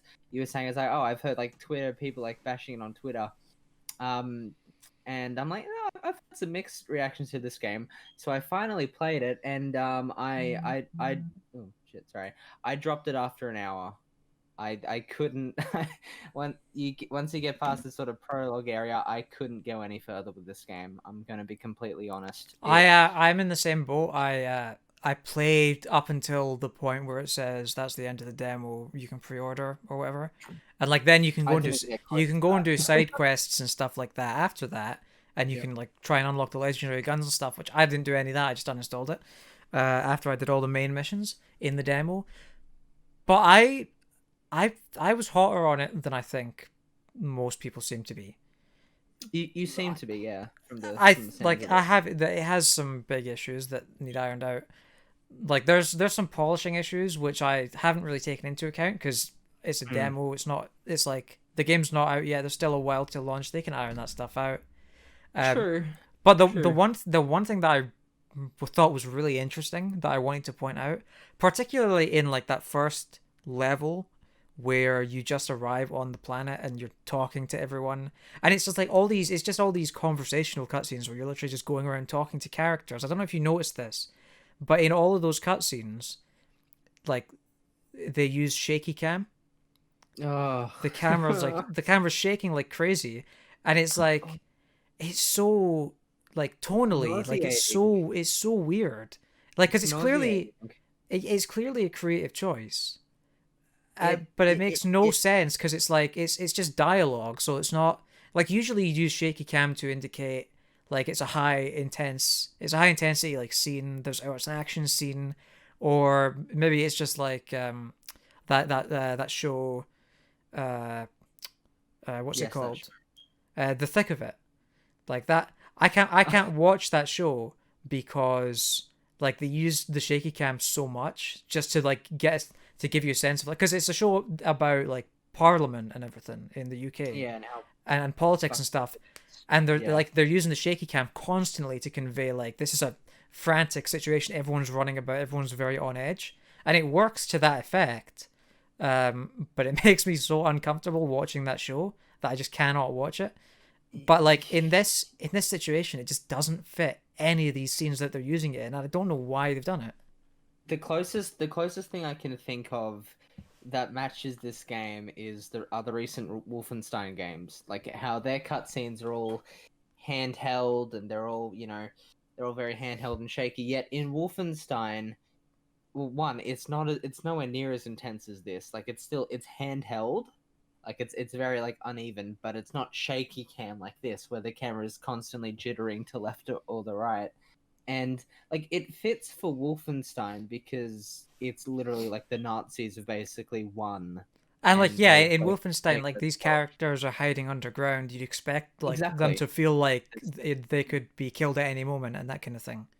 Exactly. Whereas in this, And I sorry, it's I literally just just like sorry, no, I was gonna say it's literally basically just the human plot of Avatar, yeah. where But I they've mean, come to a planet they're looking to colonize. I could buy that kind of like they're on a new planet, they don't know what's out there. I could buy that they're kind of on edge and they don't know what they're in for, and they're kind of worried about what's around the corner and everything because it's uncharted territory. The writing doesn't But sell it for me though. yeah, Is the right. thing. That's the other Like, thing. The writing and the acting, like it feels like they don't really care. They're just. It's awful. And I love you tweeted out a video of that. Like there's this set piece that happens where everything sort of kicks off, and it kicks off the story where they're on this alien planet and the storm kicks off and it starts giving people superpowers and like killing people and stuff. And it's this big, massive, like really cool visual effect storm. And you clipped this thing and put it on Twitter, which I also found hilarious. But like taken out of context in the way you took it out of context, it's so much better. Where the main character, like somebody just dies, and then the main character is like getting hit by lightning, and they just make this really weird fucking noise and this face. It's just incredible. The character does that a few times as well throughout just random cutscenes, and I'm just like, what is happening? Like, and Until he froze. Sorry. There's a bit earlier on in the like just before the set piece happens where it's just like, hey, there's something really weird going on here, and he delivers probably the best what the fuck I've ever heard in a video game ever. Is like, what the fuck? I'm just like, what the fuck? It's amazing. It kind of reminds me, if anyone's seen the first episode of Doom Patrol, where you've got a flashback with Brendan Fraser and he's like in the NASCAR race or whatever. Yeah. And then he just his delivery is like, what the fuck? Like What the fuck? It's I'm watching the video right now. like that. It is. Yep. I have no idea what they were doing. I have no words. Other than that, action like is it? aside from that weird stuff though, I do think the story is quite intriguing. I like the environments. I think are really interestingly designed. Like I love the aesthetic that they've got going on, where it's like these sort of World War I style bunkers that you're fighting in, but it's on this alien planet. Um, I think that's a really cool aesthetic. I guess. I mean, it kind of. I like. I've just recently watched Avatar for the first time. Surprisingly enough, I can't believe it's taken me this long. But I just get heavy Avatar vibes from this. Yet, what I loved about that movie was that they took a very, cultural, I guess you could say, approach to it, and in discussing like the culture and how that sort of uh, interweaves between the indigenous population and their belief systems and how they act. Whereas with this, it might have changed after I dropped it after an hour, but so far all I've really gotten from the alien world is that it's alien and they're trying to colonize it, and there are big friggin' thunderstorms or lightning storms or whatever that also maybe give people superpowers. Yeah, Yeah, yeah. It's I'm not it is a invested little personally. Yeah, it is a little bit on the dry side, but yeah. I feel like there's potential there. Like I like that concept. I think more than Mm. anything, I like the concept. Um, but I do want to touch on the combat as well, because I feel like that's a point of criticism, perhaps. Mm. But I think the thing is, it's very like it's a cover shooter. Mm. They tell you to they encourage you to be aggressive because you heal by killing enemies up close, uh, or at least you do when you're playing Trickster, which is the class that I picked. No, I'm pretty sure it's for like all classes. Like it's a basic gameplay thing where well, like if you kill enemies, you get health back. But But it, it still feels like a pretty generic cover shooter. Like the gunplay, it's above average, I would say, in terms Mm. of how fun it is. But I think the abilities elevate it a lot. Like there's the abilities are really fun to use, in my opinion. Yeah, I mean, I think that for me, like, it feels like a fundamental misunderstanding of the like kill to gain health mechanic, because like the two main games that I can think of that have that mechanic are Control and and Rage 2. But the thing that made that mechanic work in both of those games is that they gave you a skill set with like a dash ability, or in Control's case, like a levitate ability. They gave you all of these like fast mobility options where it made like getting up and close to enemies super quick and super satisfying. Yet having this also be a cover shooter, which is basically like sit as still as possible, then True. Well, what class did you pick?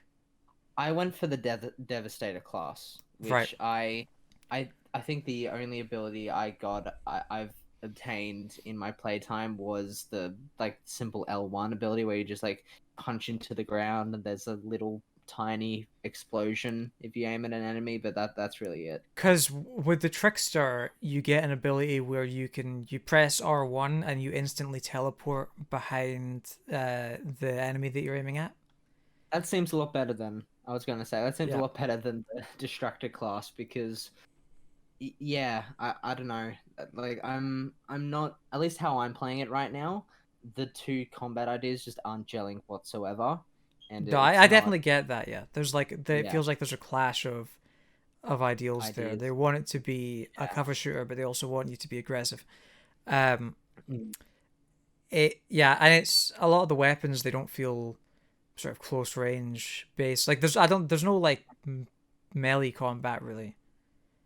I Like don't think there you is. get shotguns and stuff, but that's about the extent of it. Even the shotguns feel a bit weak though. Like I was thinking that also.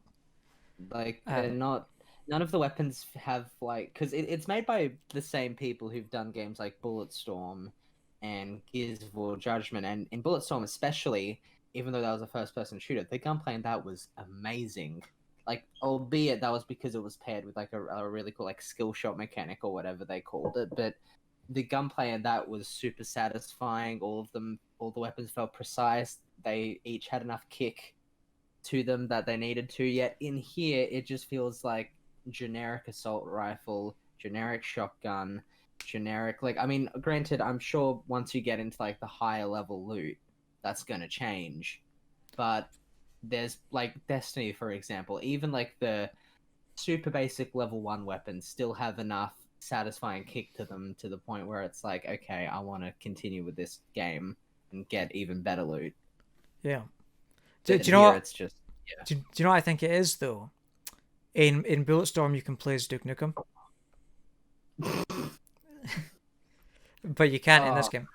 Duke Nukem would actually enhance this game for me. I would buy this game if they had a Duke Nukem skin and voice pack. I'm not even joking. I think he would. I mean that's what Gearbox loves to do, isn't it? They just shoehorn Duke Nukem and Borderlands into everything, right? Is this by? This isn't Gearbox. So I'm just thinking like because Gearbox remastered the Bulletstorm and they added the Duke Nukem thing. Yeah, exactly.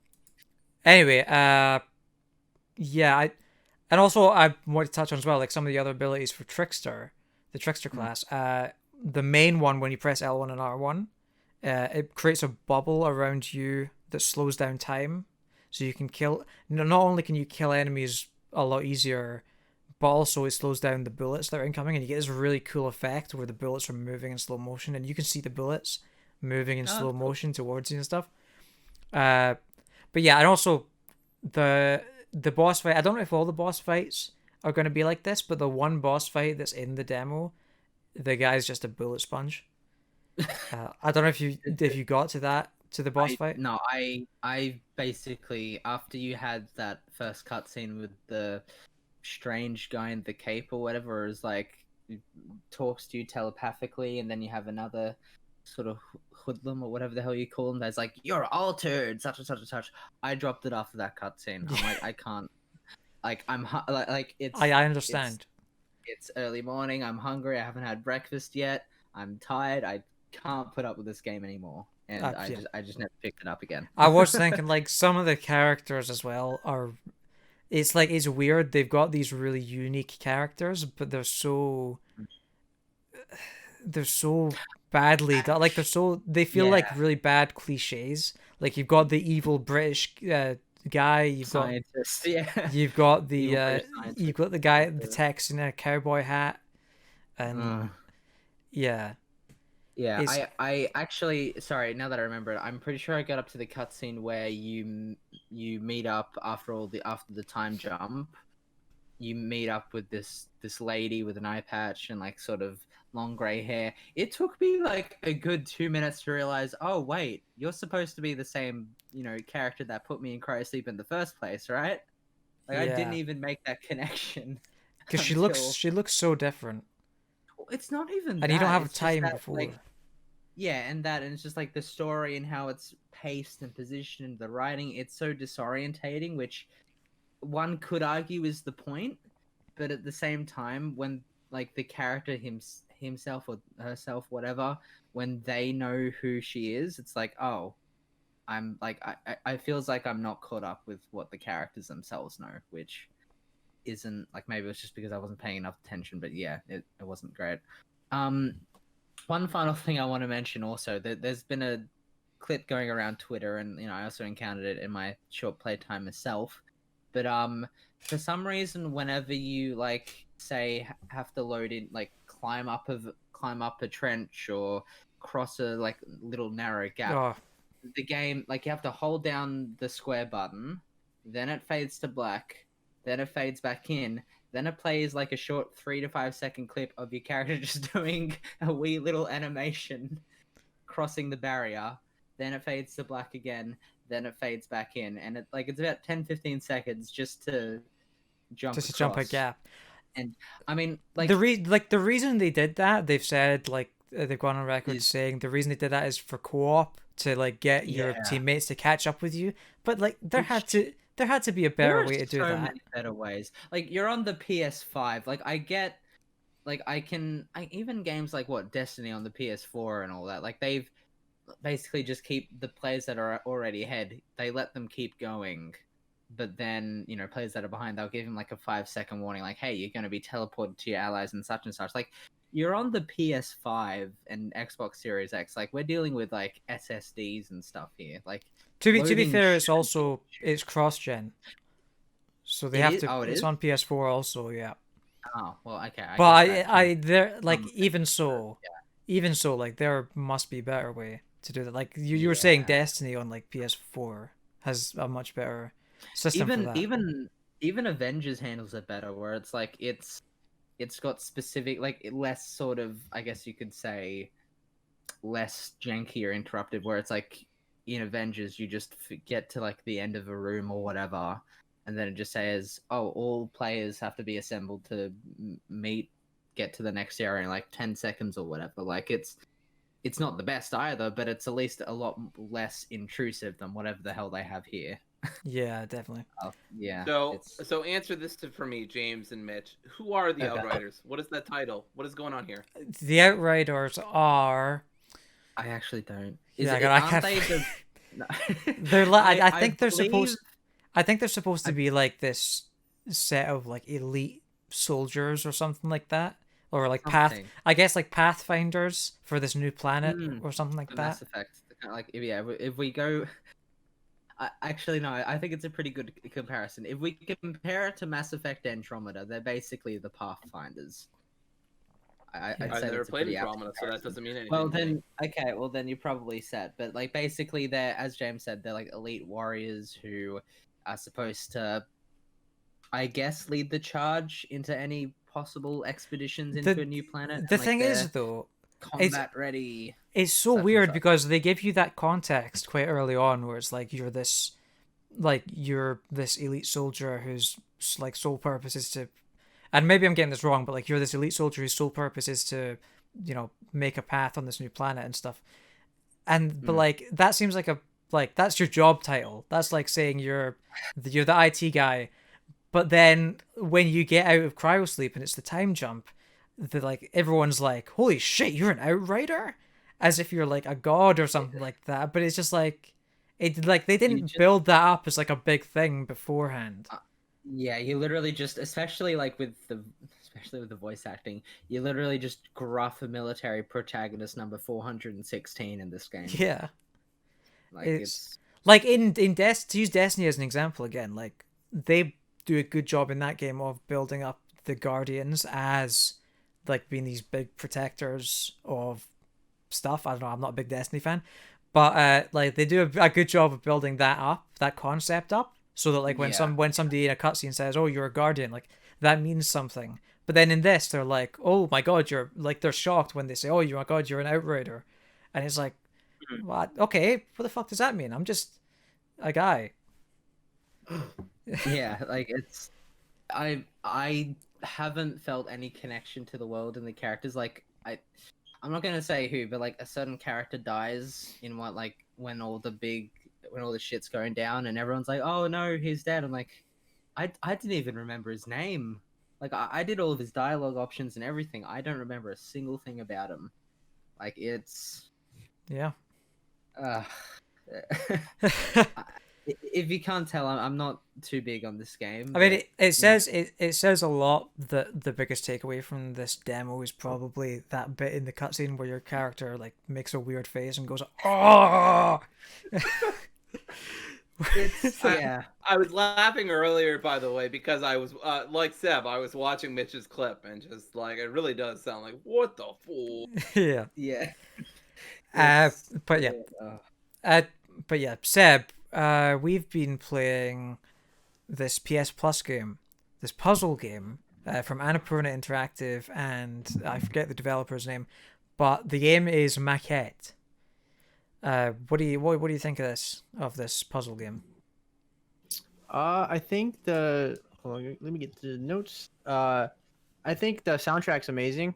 Like that's the first thing that jumps out at me, for sure. I agree with you. Like the soundtrack is so unique, is the thing that jumps out at me, because it's all like lyrical. It's all songs with like lyrics and stuff. It's not instrumental songs like you'd usually find on a soundtrack.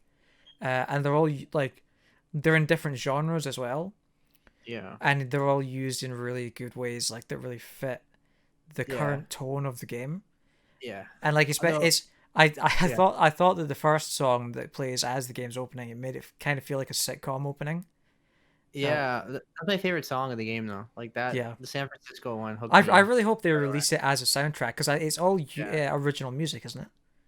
Because I'm I can not sure. because I've I can never heard find that the song. songs. I never heard that song before, so Yeah. I don't know if that was original for the game or not. But Like because That- they're all like lyrical songs and they're all in such different genres and styles. Yeah, You'd think that they've just pulled them from different places, but yeah, I tried searching for one or two of them and I couldn't find them, so I I mean assumed that's that im- it's original yeah. music. that's impressive for like a small indie team. Like to make your Yeah. like great songs like with actual lyrics for just like a small puzzle game. So the animation is really colorful. I really like the look of it. The design kind of did remind me of The Witness. It doesn't play like The Witness, but that's the first thing that jumped out at me. It's first person, it's 3D puzzle game. So you basically have like a main hub, and then you use it to make objects like smaller or bigger, and that's kind of how you access new areas. So you have to like it's kind of like trial and error with So that. you've kind of got this central area, and then you've got 4 different areas, like puzzle areas on each side of that central area, and in the Yeah. central area is a model of the entire area, and you can manipulate things in the model, which will manipulate their bigger versions in the real Yep. world, essentially. Hence the name of the game. Yeah. Yeah, it's kind of. I think it's like you made the comparison to The Witness in terms of like how it looks, and that's fair. But I think I'd compare it more to. I've been comparing it more to Portal, and just because like The look of it. no, just Oh. just because the puzzles are Oh like yeah. like whereas in The Witness all the puzzles are like on a screen and you walk up to a screen and you like solve this wee puzzle. In this game and in Portal, the puzzles all sort of revolve around moving stuff around in the world and that kind of thing. Yeah, I didn't mean the gameplay. No, yeah, Oh, I know, wait, but that's the comparison that I think. Yeah. I think it reminds me a lot of Portal in that Yeah. way. I can see that. For sure. Yep. I don't know if the story really clicked with me. Like I love the acting and the line delivery. I think But it's I don't know if I was like in love with the story. Like it was just kind of there. I think it's kind of telling that like most of your notes are about the gameplay, but most of mine are kind of about the story. Because I loved the story. I thought it was a really sort of heartwarming the journey, like this, like going through this journey of this relationship between these two honestly. people. Yeah, like you can tell early on that it's not going to be a happy ending, but I feel like without spoiling anything, like I feel like in the end they did a really good job of giving the characters and me as the player a lot closure. Like I just the whole sort of narrative arc I think was really well done, and there was a lot of nuance given to these characters with the small time that we had with them. And yeah, I thought it was just really endearing to sort of go on this journey with them. Did you complete the game? Yeah, I finished it earlier today. Yeah, so the story, I think the story gets better like in the second half of the game, just because like it starts getting more narrative focused than puzzle focused. Yeah, because like the first like 2 levels are very puzzle heavy, and then there is puzzles in the other levels, but they're very like follow a straight path and follow the dialogue. It gets like very narrative focused and trippy.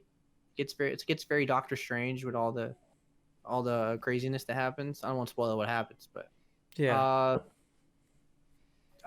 One thing I didn't care for was like sometimes the physics of the items were like very finicky. Like like in the second level where you have to put like an object through certain holes. Like sometimes like when you press circle, it doesn't go in right, and it will get stuck on like an invisible wall, and I like it would totally ruin my speed run of the level. So I'd have to restart the whole thing because you have to be very good on your speed run to get the trophy. Yeah.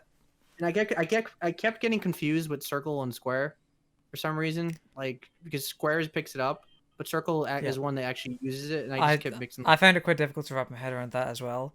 And in terms of like the physics and everything, there was a couple times when like I was stuck on a puzzle and I couldn't figure out what it was I wanted to do. And I feel like when you're in that situation, when there's a puzzle and you can't figure out the answer, you start like, and it's been a long time and you haven't figured it out yet, you start trying things like out of the box, outside the box sort of thinking, things that you wouldn't try normally that don't seem like they'd be game mechanics. And that's when you could easily probably break the game. But in this case, like anytime I tried something like that, the game was really good at stopping that. It feels like they really sealed all those cracks and did a good job of testing it and figuring out where people could break the puzzles and stopping them from doing that. For sure. Yeah. Yeah. But it's challenging at first, and then once you get to know the levels very well, it's like laughably easy. Like you can beat every level in about 3 minutes, except for like the third one. The third one's about like 8 minutes long. It's a short. It's definitely a short game. Yeah. I feel like that's why, like you probably will only play it once unless you're going for the platinum, in which case you probably want to play it a second time because there's speedrun trophies. But I thought the length was pretty good considering what it is, because I think any puzzle game's going to suffer from that. Once you figure out the puzzles, you're going to know what to do and you're going to get through it a lot quicker. Yeah, just to be clear, there's no chapter select, so you have to save before the level. So you do your speed run right after you beat the level. Don't move on because you can't go back and you'll have to play the whole game again if you want to get the platinum. So make sure you save before every chapter. Yeah. But yeah, like the first two levels were definitely the most challenging, I thought, especially the second one, because there was so many like objects to go to certain gates, and you had to like that one took quite a while. I think the third one was pretty hard too because it was very long, but that one was yeah. There was a lot of puzzles where I was like, I can't figure this out. Like I'm spending a lot of time trying to figure this out. But then when I did finally figure it out, it's that thing where great puzzle games, I think, do a really good job of this, where you think to yourself like, wow, that is a really clever solution to that puzzle. Like I can't spoil the solutions to any of these puzzles because I don't want to ruin the game for anyone, but there are some, not every puzzle, but there are some puzzles where it's like, wow, that is it took me a while to figure out that that's what it wanted me to do, because that's not where my mind would go immediately, but that is really a smart solution to that puzzle. Yeah, go ahead. Yeah, I was just gonna say, did you have fun speedrunning the game? Like, was it fun to do, or did you find it annoying more than anything? Annoying. I mean, because you have to get some of them, the time limit is not forgiving, and you can't make any mistakes. But once you know what you're doing, you can do it in like 3 minutes. Like, so it flies by. So it took me like 10 tries maybe for the first couple, and then like 3, 4, and 5 I did it like on the first try. Do you all think that this game appeals to people who are just casually into puzzle games, or only really for people like who are hardcore? I think I'm only casually into puzzle games, and I thought it was fantastic. Okay. I think if you even have a passing interest in puzzle games and you like this kind of indie game where it's sort of narrative focused, and you like the sort of themes of the story and everything, which is it's very focused on the relationship between these two characters, then you'll probably get a lot out of it. I know it's partly because I'm playing it right now, but honestly, it's giving me some Sea of Solitude vibes in certain ways, because there are some puzzles in it, and there's a lot of narration for that game as well. Yeah, I love games like that. That's probably part of the reason that I enjoyed it so much. I'm not sure if I can recommend it if you don't like puzzle games, to be honest with you. It's a very slow game, so you have to really dig those kind of games, I think. Normally I don't. Okay. So I wasn't like blown away by this game, but I thought it was quite enjoyable. I had a good time with it, you know. I wouldn't have been mad because I was gonna buy this before it was on PS Plus because I was interested in it before. I wouldn't have been annoyed if I'd bought this for full price. I would have gotten my money's worth. I feel like it's really. I think if you really dig this game, you should go after the platinum. I think you'd have fun speedrunning these levels because it's really fun actually speedrunning. Some of them are frustrating at first, but like, there's some funny Easter eggs as well. Like, because obviously you've got the platinum, so you'll have done the trophy with the pets, and like I love how like a mouse. I love how but I love how when you do that, like there is a song dedicated to that, and it's not something that you have to come across. Yep. But yeah, I think, I mean, that's really it. Like, the story, I don't want to spoil the story, but like the story goes it goes where you expect it to go, Yeah. but it doesn't make it any less interesting. I Mhm. think it's still really strong. Yeah. I think it clicked with you more than me, but it wasn't bad. Like, I didn't have a problem with the story. It just didn't blow me away or anything. So, Yeah. the But gameplay is fun. If you like puzzles, I think you really like this game. The animation, the colors, the soundtrack, they all really pop. It's very impressive for a first game because this is their first game. Forget the developer, but Yep. so that's very impressive. I'm glad it didn't overstay its welcome as well. Oh yeah, for sure. You can beat this game in like half hour if you know what you're doing. Yep. So Wow. But that wraps Well, up my thoughts on it. yeah, I would say it's about 2 to 4 hours, maybe. If Yeah, like, that sounds overall. that sounds accurate. Yeah. Yeah. For the first run. Yeah, the first one. Yeah, But yeah, that's it for me. yeah. Okay, great. In that case, we are going to take a break now and hear a word from our sponsor. This episode of the PSPremiere Podcast is sponsored by Anthem Next. Team up with your friends in this complete overhaul of... What? It got cancelled. Oh, for fuck. Now, this week, there was an announcement for a new game in the Aliens franchise. That's right. It's Aliens Colonial Marines 2, the sequel. It's here. Finally. No, it's actually Aliens Fireteam. So it's a 3-player PvE co-op shooter. One of them sort of Left 4 Dead style games.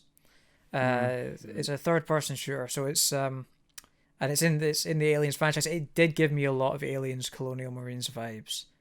I think that's 3-person. Why is it not 4? Well, because that's I don't know. Some do 3, some do 4. Oh. I guess but- it just depends how many people they want to let you play with. I don't know if it's me, but I swear every game is starting to look exactly the same. I've seen this game like every week. There's a new game that comes out that looks just like this. We are getting a lot of games in this genre at the moment. It feels like, Yeah. but I was, as I was saying, like, I get some Aliens Colonial Marines vibes from this, but I feel like there's two kinds of games in the Aliens franchise that you can have. You can either have Aliens Colonial Marines like action gameplay where you're just shooting aliens, or you can have Alien Isolation where it's horror based. Both of them are shooters. Yeah. The Predator game that we got and the Alien, they should have put them together and had Aliens and Predators with this style of gameplay, and I think that probably would have been cool. That would have been cool.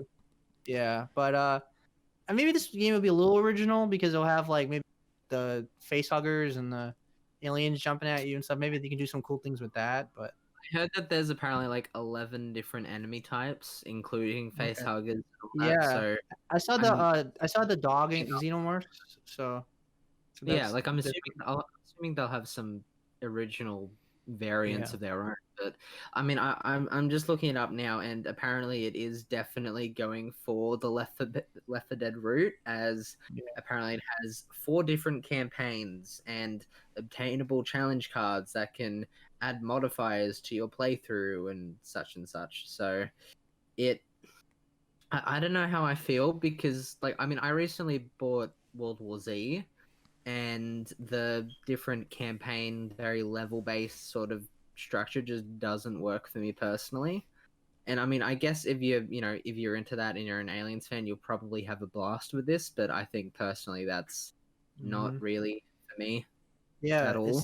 It seems like the general reaction is on the more positive side. I haven't seen any like major like I haven't seen any major reactions from anyone at all, to be perfectly comments. From what I read in the comments, people are like, "Oh, this looks pretty good." I haven't seen anyone like, "Oh my god, why did you?" Go ahead. We are actually the first outlet to ever respond to this news. No one has said anything about this news prior, so it's amazing. And that's a fact. First scoop. Yeah. There is a section. There is a section of people that love Alien Isolation that are very disappointed. Well, that's the thing that I wanted to mention. That game didn't sell at all, so it's understandable. I cannot it was hugely popular though, but like the thing is, I know there's a lot of like people thinking, oh, I want Alien Isolation 2 instead of this. I feel like the existence of this game doesn't mean that we're not getting an Alien Isolation sequel at some point. Like, because this isn't being made by Creative Assembly. Yeah. So Even if it was the same people, it's totally different genres. So it's two Yeah. different audiences completely. Yeah, they don't overlap. Anyway. They don't overlap. Wasn't there? I feel Sorry, like wasn't you there can like only an get so initiative? much. Oh, sorry. I feel Sorry, I like was you can gonna- only get so much like out of Alien Isolation, right? I haven't played it, but just seeing the gameplay, it's like it's just another Amnesia game, but in the style of Alien, right? It's very good though. I recommend it, but I've heard all great things except maybe about the save points, but besides that, like everything seems to be. does it need a sequel? No. I don't Yeah, think it needs a I sequel. don't know that that's what I'm saying. I don't It's a very know. contained Yeah, story, I think. So yeah. Anyway, sorry, Mitch. Go ahead.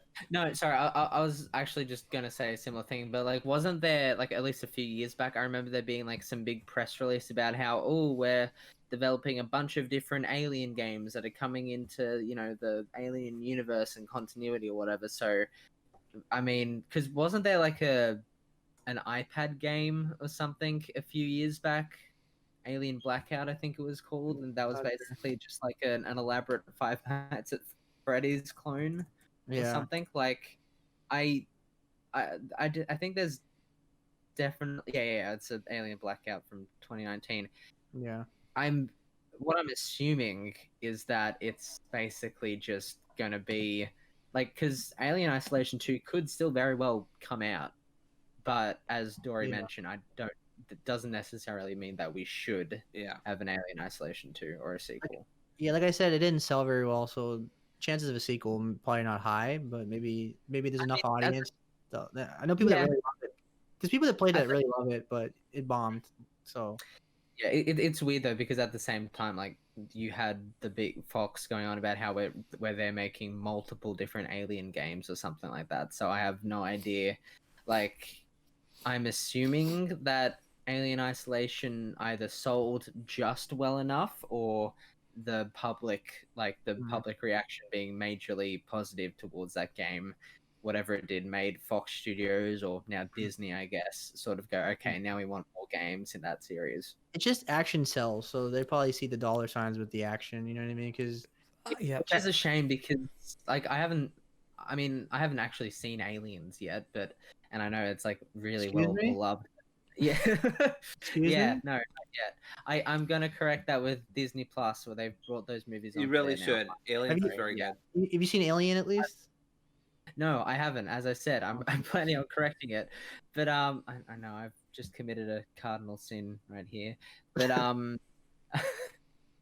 like, I know both movies are well beloved by different audiences, or some the same, but like, when I think of Alien, I think of not Aliens, but like the original Alien, and even to some extent like Prometheus and Alien Covenant, where it's like they've sort of more delved towards the horror side of it. Yeah, quick tangent. Alien 1 is a horror movie. It's like a slasher. Aliens 2 is a pure-on action movie. It's very different. I like Aliens more than I like Alien, but they're both great films. Yeah. I should watch Aliens. Honestly, I love a good action film. That's the general consensus. Aliens is James Cameron at his best. Like, I do want to take this opportunity to mention, while we're talking about Alien Isolation, Observation is a game made by the Scottish developer No Code. And it's made by some of the people who worked on Alien Isolation, and it feels very much like it's a horror game on a space station, and it feels very much influenced by that kind of game. So if you like Alien Isolation and you want more of that, go and check out Observation, because that game is phenomenal, and it's probably exactly what you're looking for. I do think I did think Isolation suffered because people were still mad about Colonial Marines, so they just didn't care for the franchise at the time. I think it would do better today if it would, like, more time to heal from that game, for sure. Yeah, people don't easily forget the worst game ever created. So, and all because they screwed up the code. Yeah, I love that. It was just a simple typo. Yeah. That ruined the AI. They put a 1 where there should have been a 0. You know, it happens all the time. Yeah. That's why some of them. That's why they joined. Some of the people from Alien Isolation joined a team called No Code. That way, it wouldn't happen again. But now we should move on to well, this week there were some leaks for everyone's most anticipated game, Elden Ring, the upcoming game from Software and George R.R. Martin. There was it was it was an internal trailer for the game that leaked. I don't want to talk about it because I haven't looked at the leaks, and I don't want to know about the leaks personally. I don't want to know anything about them. So you want me to like not say anything about it at all? If you could be so kind. All right. There's one section that's very different, but I won't say it. So you may be wondering why we're bringing this up, but it leads to a good discussion, I think, about video game leaks in general and what they mean for the industry. Like, are they good for the industry? Like, I want to know what you guys think. Are leaks healthy for video games? Just in a general sense. Yeah. I think there's some cases where leaks are helpful, right? So this isn't a video game, this is a movie. But if you all remember when Deadpool was, the Fox Studio still wasn't sure if it was going to make money. They weren't sure if anything was going to come of it. Somebody, I think the name rhymes with Brian Reynolds, may have put it on Twitter, leaked it somehow about a bunch of test footage, and that went completely viral. And then, it basically told Fox as a studio, okay, people will see this, they'll love it, and then they made two, I would argue, great movies out of it. So, I mean, again, I know that's a movie, it's not a video game, but I think in general, like as an entertainment industry, like leaks can be helpful in some certain locations, certain situations. Of course, as we know from 2020 and certain games that involve, zombies, leaks are not always helpful to game studios. No. And sometimes they massively hurt when they shouldn't, because it's only a very small part of the game and you're missing about 90% of it for 5 fucking minutes. Anyway, sorry. So sometimes they can hurt. It's very context dependent, but I don't think leaks are always bad, is what I'm saying. Sorry, I was going to say, to briefly bounce off of what Dory was mentioning there with surprise, surprise, The Last of Us Part 2. I was recently listening to one of the recent Play, Watch, Listen podcast episodes that features Troy Baker, and they were sort of talking about the impact that COVID's had on the industry and whatnot. And somehow the leaks of Part 2 were brought up, and Troy basically said that like they would have been on like a press, like they would have been, the press tour for Part 2 would have been in full swing when those leaks came out, and like they would have been literally like mid-interview when the leaks dropped online. So he basically said that like if we were up there, they would have like mid-interview essentially would have gone, hey, something's happened, we need to pull you out, and we need you to basically isolate into your rooms and lock the doors basically until further notice. Like they would have gone on full lockdown just for those leaks. And I can only imagine how much possibly worse the ramifications of those leaks could have been if they were like literally in person at doing a press junket. Like that could have been a whole lot worse for the game than what actually ended up happening, where they it's debatable whether them copyright striking everyone who put up footage of it was justified, but I think that's absolutely justified. Like I think it is justified, yeah. I think it's justified, but it's completely impractical and didn't matter impossible. At that point. Exactly. It's impractical, and it really only and it just drains their resources. They should be crafting statements, media statements, not taking down videos of things people already know about. Not even just that, but like it also just sort of sends a bad message to certain people on the internet, where it's like, oh well, their idea of free speech. Yeah.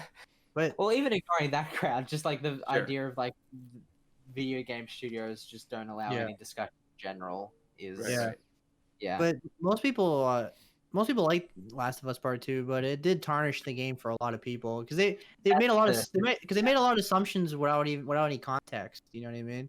No, to be fair, there's people that still dislike the story even after they played it, but a lot of those people didn't even play the game. They just like saw the leaks and they were like, "I'm done with this," and they didn't even bother to So That's whenever like I was avoiding the leaks like the plague, obviously. But that's what never made sense to me is like how could people judge it so quickly when like they know full well they're missing context. Like they know this isn't the whole story. yeah, it tarnished the game for a lot of people.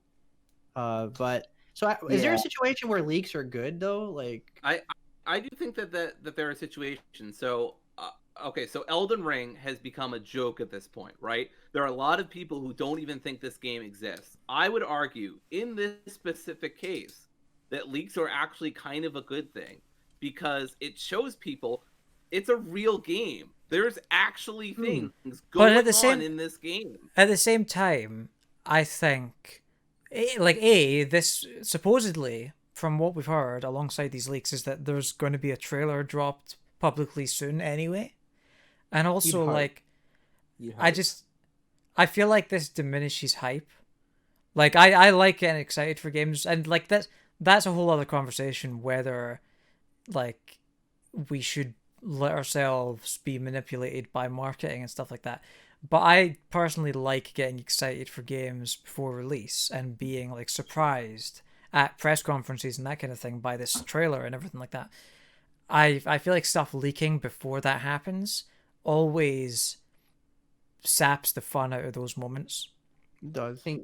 I think especially for like imagine if I mean there are little mini leaks and stuff, but like imagine if say, you know, like the new God of War, for instance, like back in 2017 or 2016, whenever that was announced, if like a couple days beforehand, basically the entire trailer or like screenshots of it leaked online, like that would have had nowhere even near the same effect. Like once the orchestra started up and Kratos came into view, like no, it would have had almost nearly the same effect as it did when it did because there weren't as many leaks. Yeah, the same with the Final Fantasy reveal as well. Sorry, the Final Fantasy VII remake. Like nobody knew that was somehow they managed to keep that a complete secret.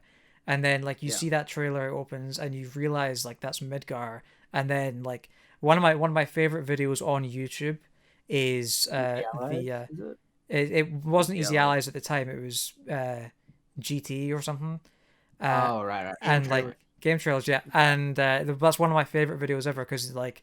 It's just them realizing that this is Final Fantasy VII Remake. It's what everyone's been wanting for so long, and they just start losing their shit, and I just love it so much.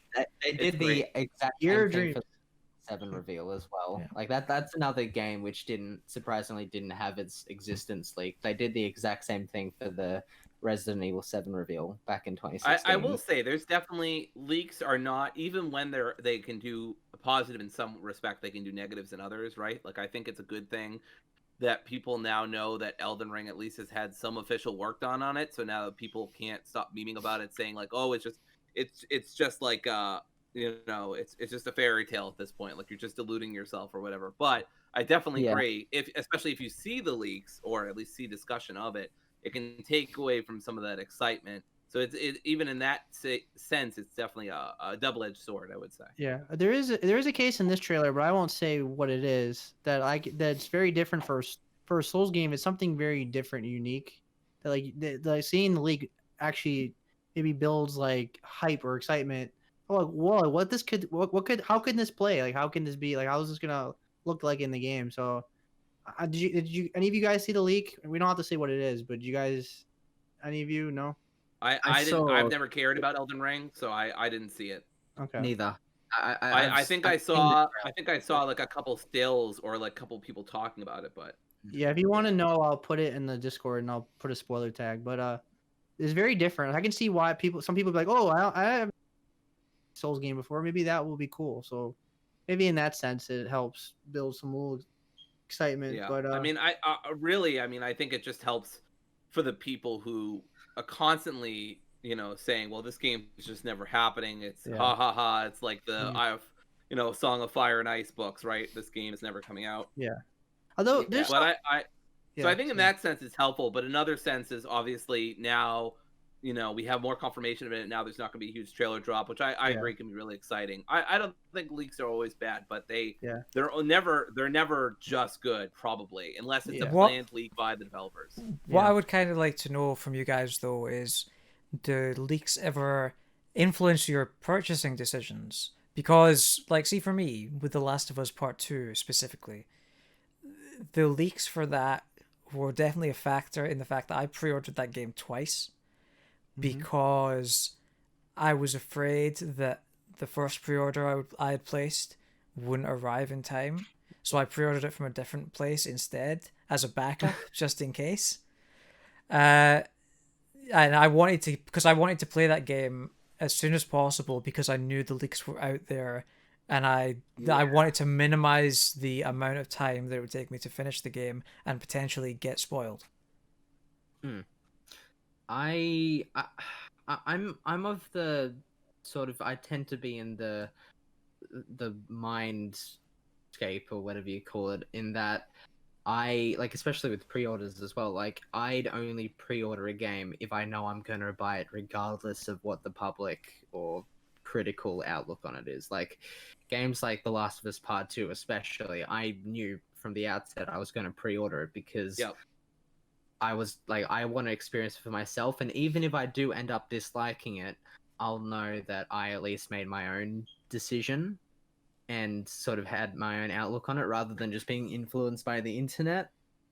And like, I mean, like it's kind of par for the course, but like I'm studying news media and journalism at university right now, and basically what my lecturer keeps going on about is like, form your own opinion, becomes news. Like, don't look for one singular source, and like, if you can, most importantly, try and get your own experience and your own spin on things. And like video games especially, like and for The Last of Us Part 2, I wanted more than anything, like even if I did have it spoiled, which thankfully I only had like the one major thing at the beginning of the game spoiled. Even if I had the entire game spoiled, I'd still pre-order the game and play through it. And keep an open mind is the main thing. Like I especially for that, I want to be an optimist and say, okay, I have seen this thing, but I want to see what leads to it. For me, it depends on the game. You go ahead. No, you go. To me, it depends on the game. Like Last of Us, I was definitely gonna get no matter. I wanted to know for sure. So, but I rely on reviews for like Bravely Default 2, for example, just because I gotta know what I'm getting into. You know what I mean? So that's maybe where opinion holds more water for me. But in terms of leaks, a leak has never affected whether I purchase a game or not. Like the only time leaks ever affect me is like if I'm excited for like a conference and like now it got leaked, so like it kind of ruins the surprise. But even then, I'm not really in the conference. I'm not really in the conferences as much anymore. Like I just prefer like the trailer on Twitter. Like I'm not really in the conferences as much as I used to be.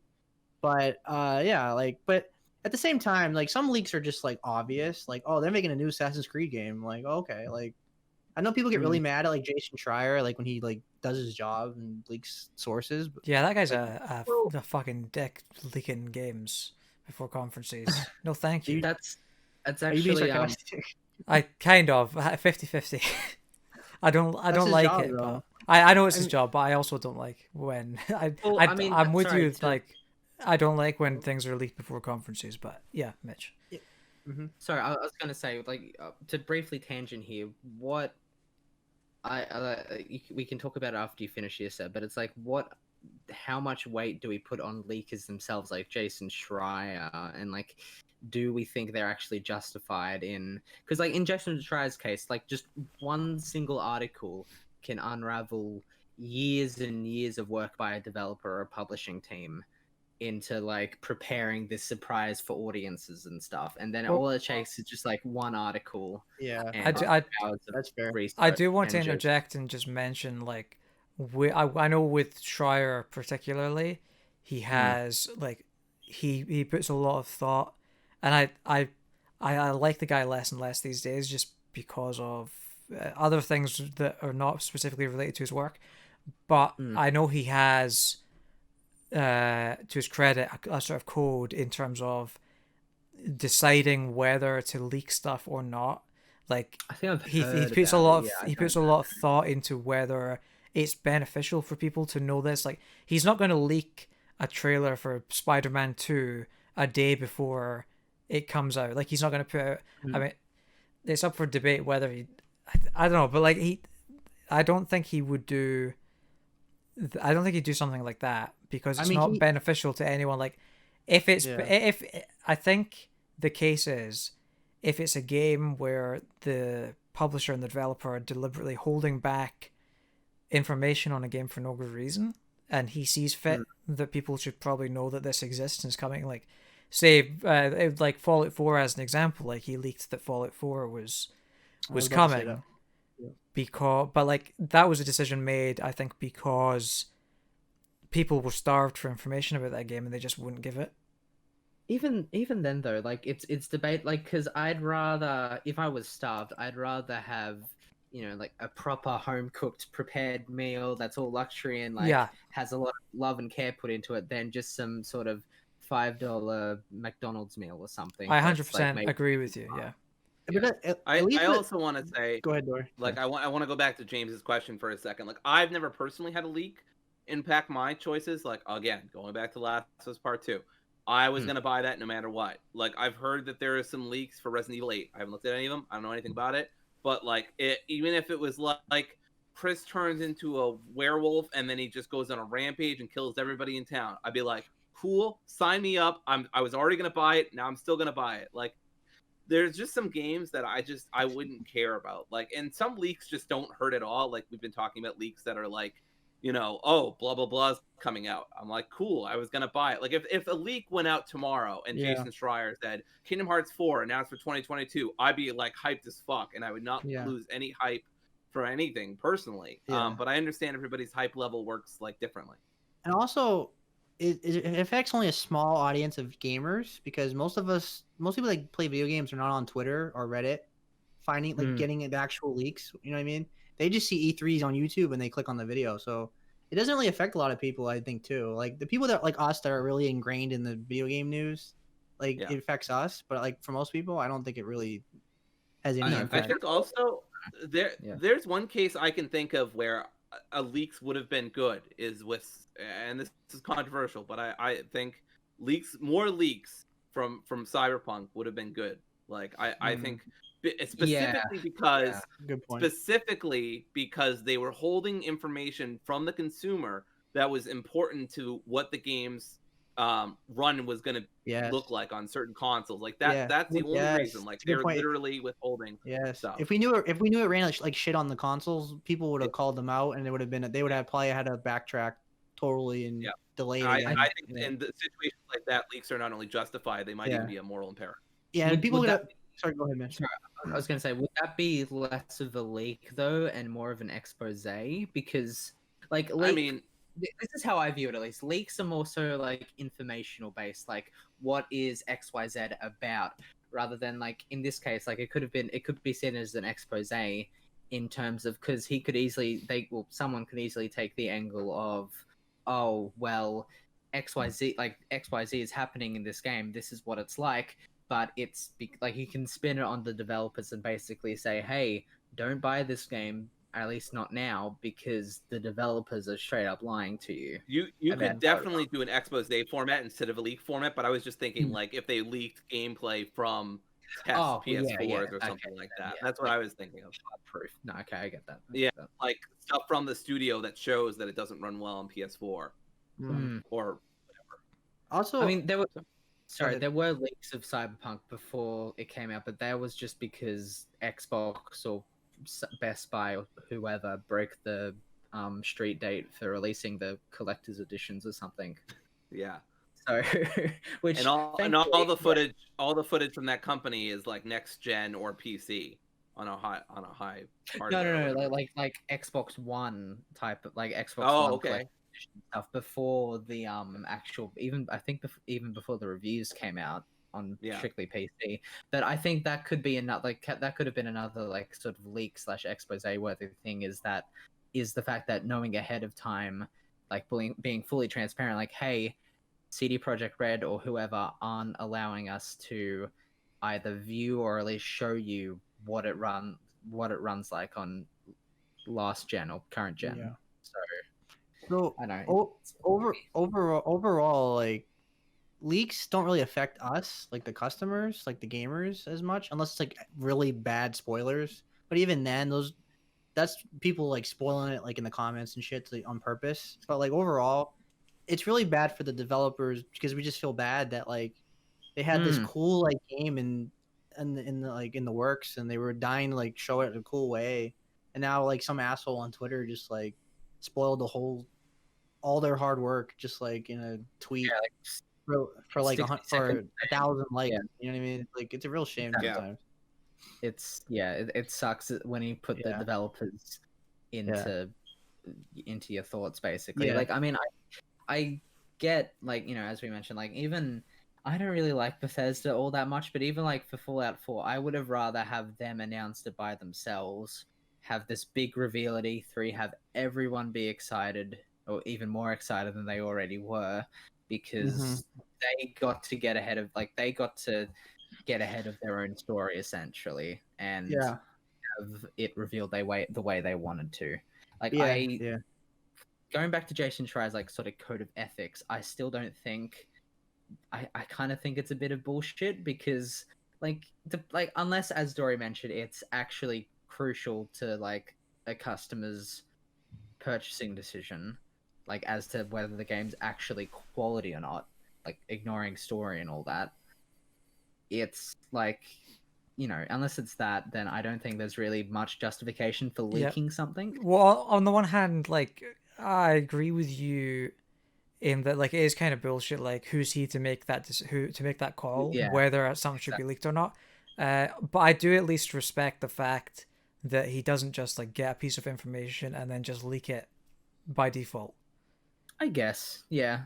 I mean, there is a reason why he has so many reliable sources at this point. Like, you've got to have some amount of journalistic intent. Say what you want about Schreier, otherwise, I definitely have my share of issues with him at this point, similar to James. But you don't get this many contacts, this many people trusting you with sensitive information for nothing.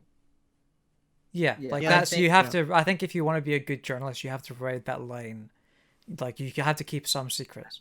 Yeah, I'm pretty neutral. I'm pretty neutral on that topic. Like, it's his job, and I don't have to look at his tweets either. You know what I mean? So you can always just block Schreier. I mean, I've heard it. Yeah, like if I was that worried about, because leaks have never affected whether I like a game or not. Better yet, just disagree with him, and he'll block you. He'll do it for you. That's true. That's my problem with him. He like blocks people like left and right, and some people just put like reasonable replies to him, and he just like, I don't have time for you. All right, well, let's not make this a Schreier. Yeah, I don't want to. Yeah, I don't. That's all I'm gonna say about that. One last thing. He does good work though. Yeah, I mean, writing wise, he's a great writer. I can't deny that. He's the best journalist in gaming, I think. He's the face. Leaks up aside, there's a quote from Doctor Who, funnily enough, that just popped into mind, where it's basically like someone was like, "Good men don't need rules, but today is not a day to find out why I have so many." Yeah. Essentially, it's like, I mean, sure, he's not exactly. I don't think he's that authority, especially. Is he like freelance at the moment, or is he with? No, he's with Bloomberg. No. Right now. Yeah. Okay. But even then, like, I'd say within Bloomberg itself, I'd say he'd have a fair amount of like authority over like what he does and does not publish, and I just don't think he has that authority at all to, as I said, unless it's about the customer's purchasing decision first and foremost. I don't think he has that authority to leak stuff from developers and take that away from them. Sure.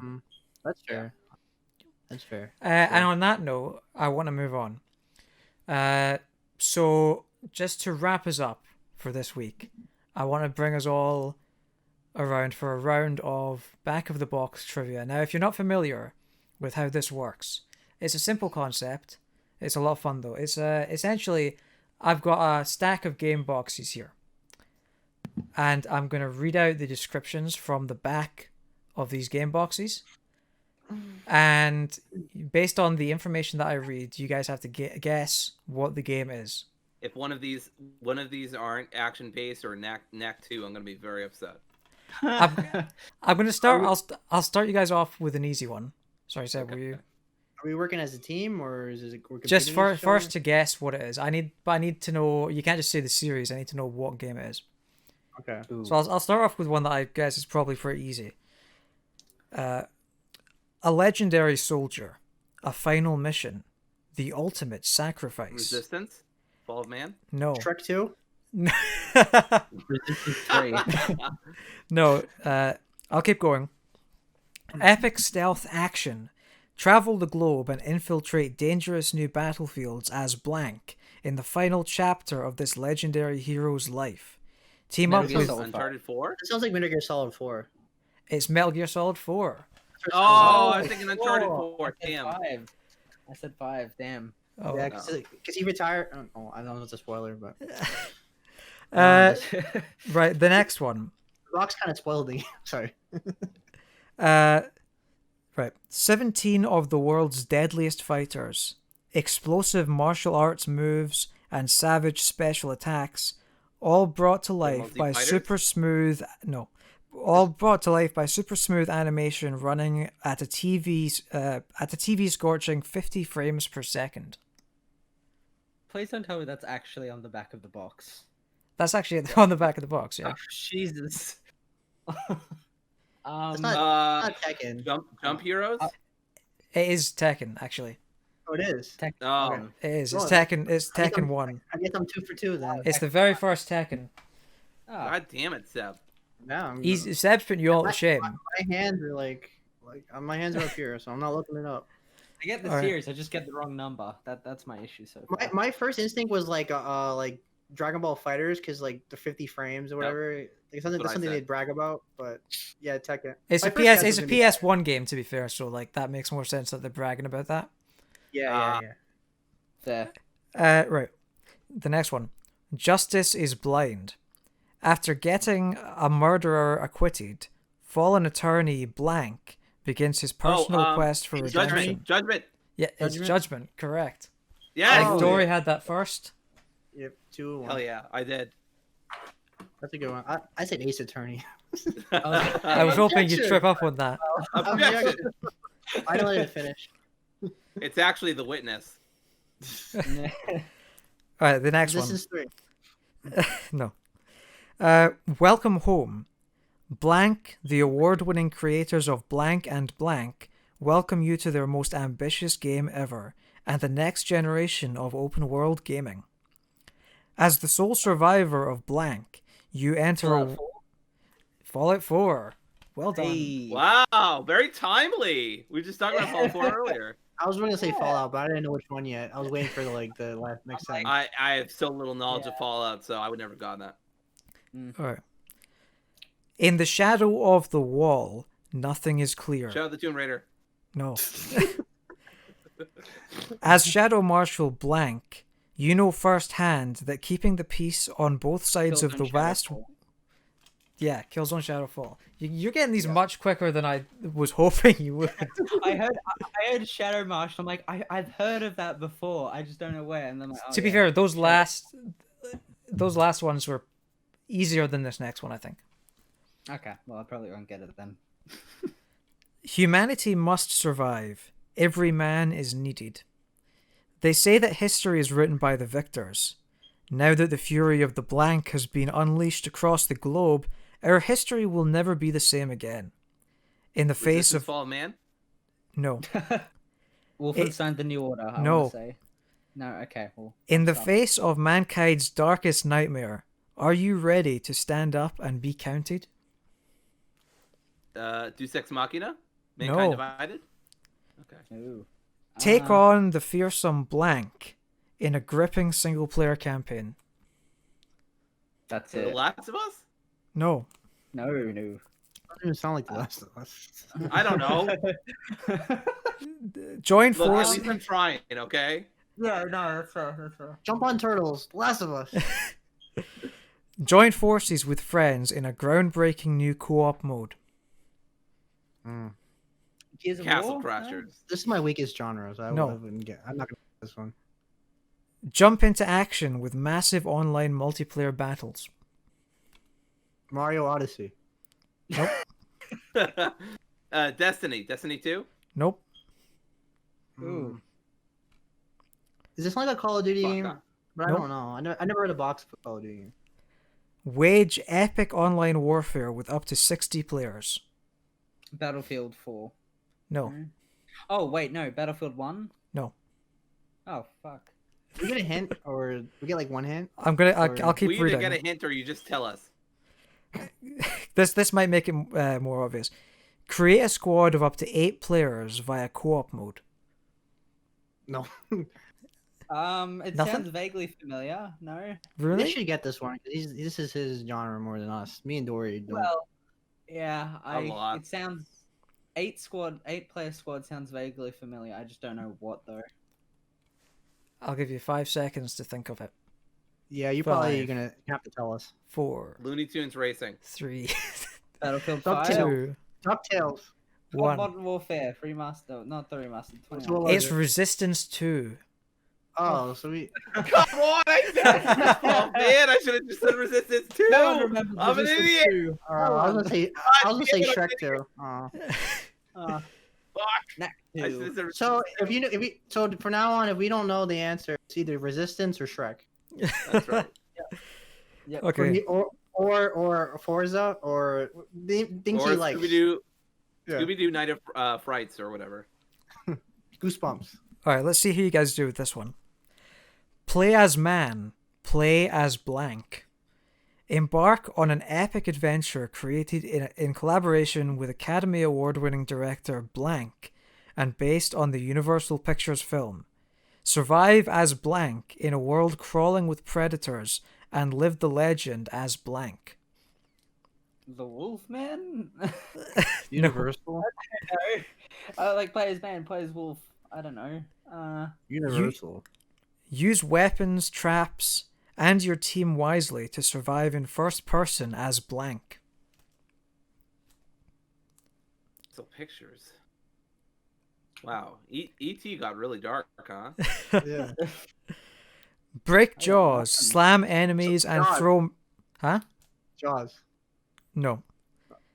Break jaws, slam enemies, and throw massive objects in blank's third-person battles. Ah. I don't know. It sounds like a movie game, but I don't know. It's a single-player game. It has The Mummy? widescreen support. Ooh. Baby. I want to say The Mummy. That's... I don't know. There was a mummy game, but I don't think that's what he means. Nope. No, okay. Mummy's a very good guess. That makes a lot of sense. Based on the Academy Award-winning, the director or movie? Director. Steven Spielberg, maybe. Oh, wait, no, King Kong. It is Peter Jackson's King Kong, Oh, Peter the Jackson, official King game Kong. of the Damn, movie. I even played that game when I was younger. I played it on the 360. Was that on PlayStation? It was on PlayStation 2, I believe. Oh, okay. Yeah. I played it on Xbox, so I would never got that. I played on Xbox as Ah. well. All right. Join the legendary blanks. Deep behind enemy lines, fighting in the most complex war zones around the globe. Gear Tactics. No. It could be. Oh. That's be on PlayStation. Team up in 4-player co-op. Oh, is it PlayStation only? Yeah. Campaign and guerrilla modes deliver an explosive co-op experience. XCOM? XCOM 2. Killzone Nope. 3. Could Nope. be. These are like my worst genres. I don't know these. co-op 12-player adversarial mode. With 3 classes, 4 modes, 10 maps, and unlockables. That's not much. That's just Halo? completely That one, No, that one why not seems say very Halo? vague, to be honest with you. Customize your weapon. Over 20 million combinations to make it unique. Oh. I don't know. Oh, Rage? No, fucking, Mag? God. What is that? Why am I forgetting the name? Rage 2? No. Resistance 2. No, no. Uplay Passport unlocks online access. Oh, you play. Hold on. Oh, Ubisoft. Okay. Ghost Recon Future Soldier. Correct. Wow! What Well a done. poll! This is very like shooter oriented, which is more up. These are all games We from have my no collection, idea. so some of these will be shooters. I never played a Ghost Recon game in my life, so I don't. Or I don't we know could two each shits chose. Yeah. So I don't know two shits about that. All right, Got a lot left, James? I've got a few, yeah, about 5 or 6. Maybe you should save some for like another like. Oh no, I can episode. get more. It's all right. I'm enjoying this. This is fun. All right. For you. I'm so confused. Right. Ooh. Blank, Alright, let's go. Maverick Undercover Cop, aka The Blank. Infiltrate a worldwide high-performance car theft ring. The high-speed... Oh. Wheelman. No. The, No. the good guess, Fast though. and Furious. Crossroads. No. I was about to say that. I was about Yeah. to say that. The James, high-speed... have you been hiding that game on us? The high-speed chases and the shootouts take Need the for action... Speed Hot Pursuit. Nope. Take the Shootout. action across 3 continents as Blank uses any means necessary to take his criminal counterparts down. Sly Cooper? Need for Speed. Nope. What's Dragon the Dax. What's the 2011 Need for Speed game that the Need for Speed the Chase or whatever, the one that takes you all across America? Not that one. Is it Need- Not payback. is not it Hot Burnout Pursuit. Paradise? No. No, hold on. Right. 25 plus plot integrated missions, driving games, and free roaming modes included. It's not GT, right? Gran Turismo? No. The shootouts in Gran Turismo. I don't know. I forgot about it. I'm not paying No, I'm attention just to all the playing. details. I'm just playing. 3 meticulously recreated cities with over 156 miles of roads.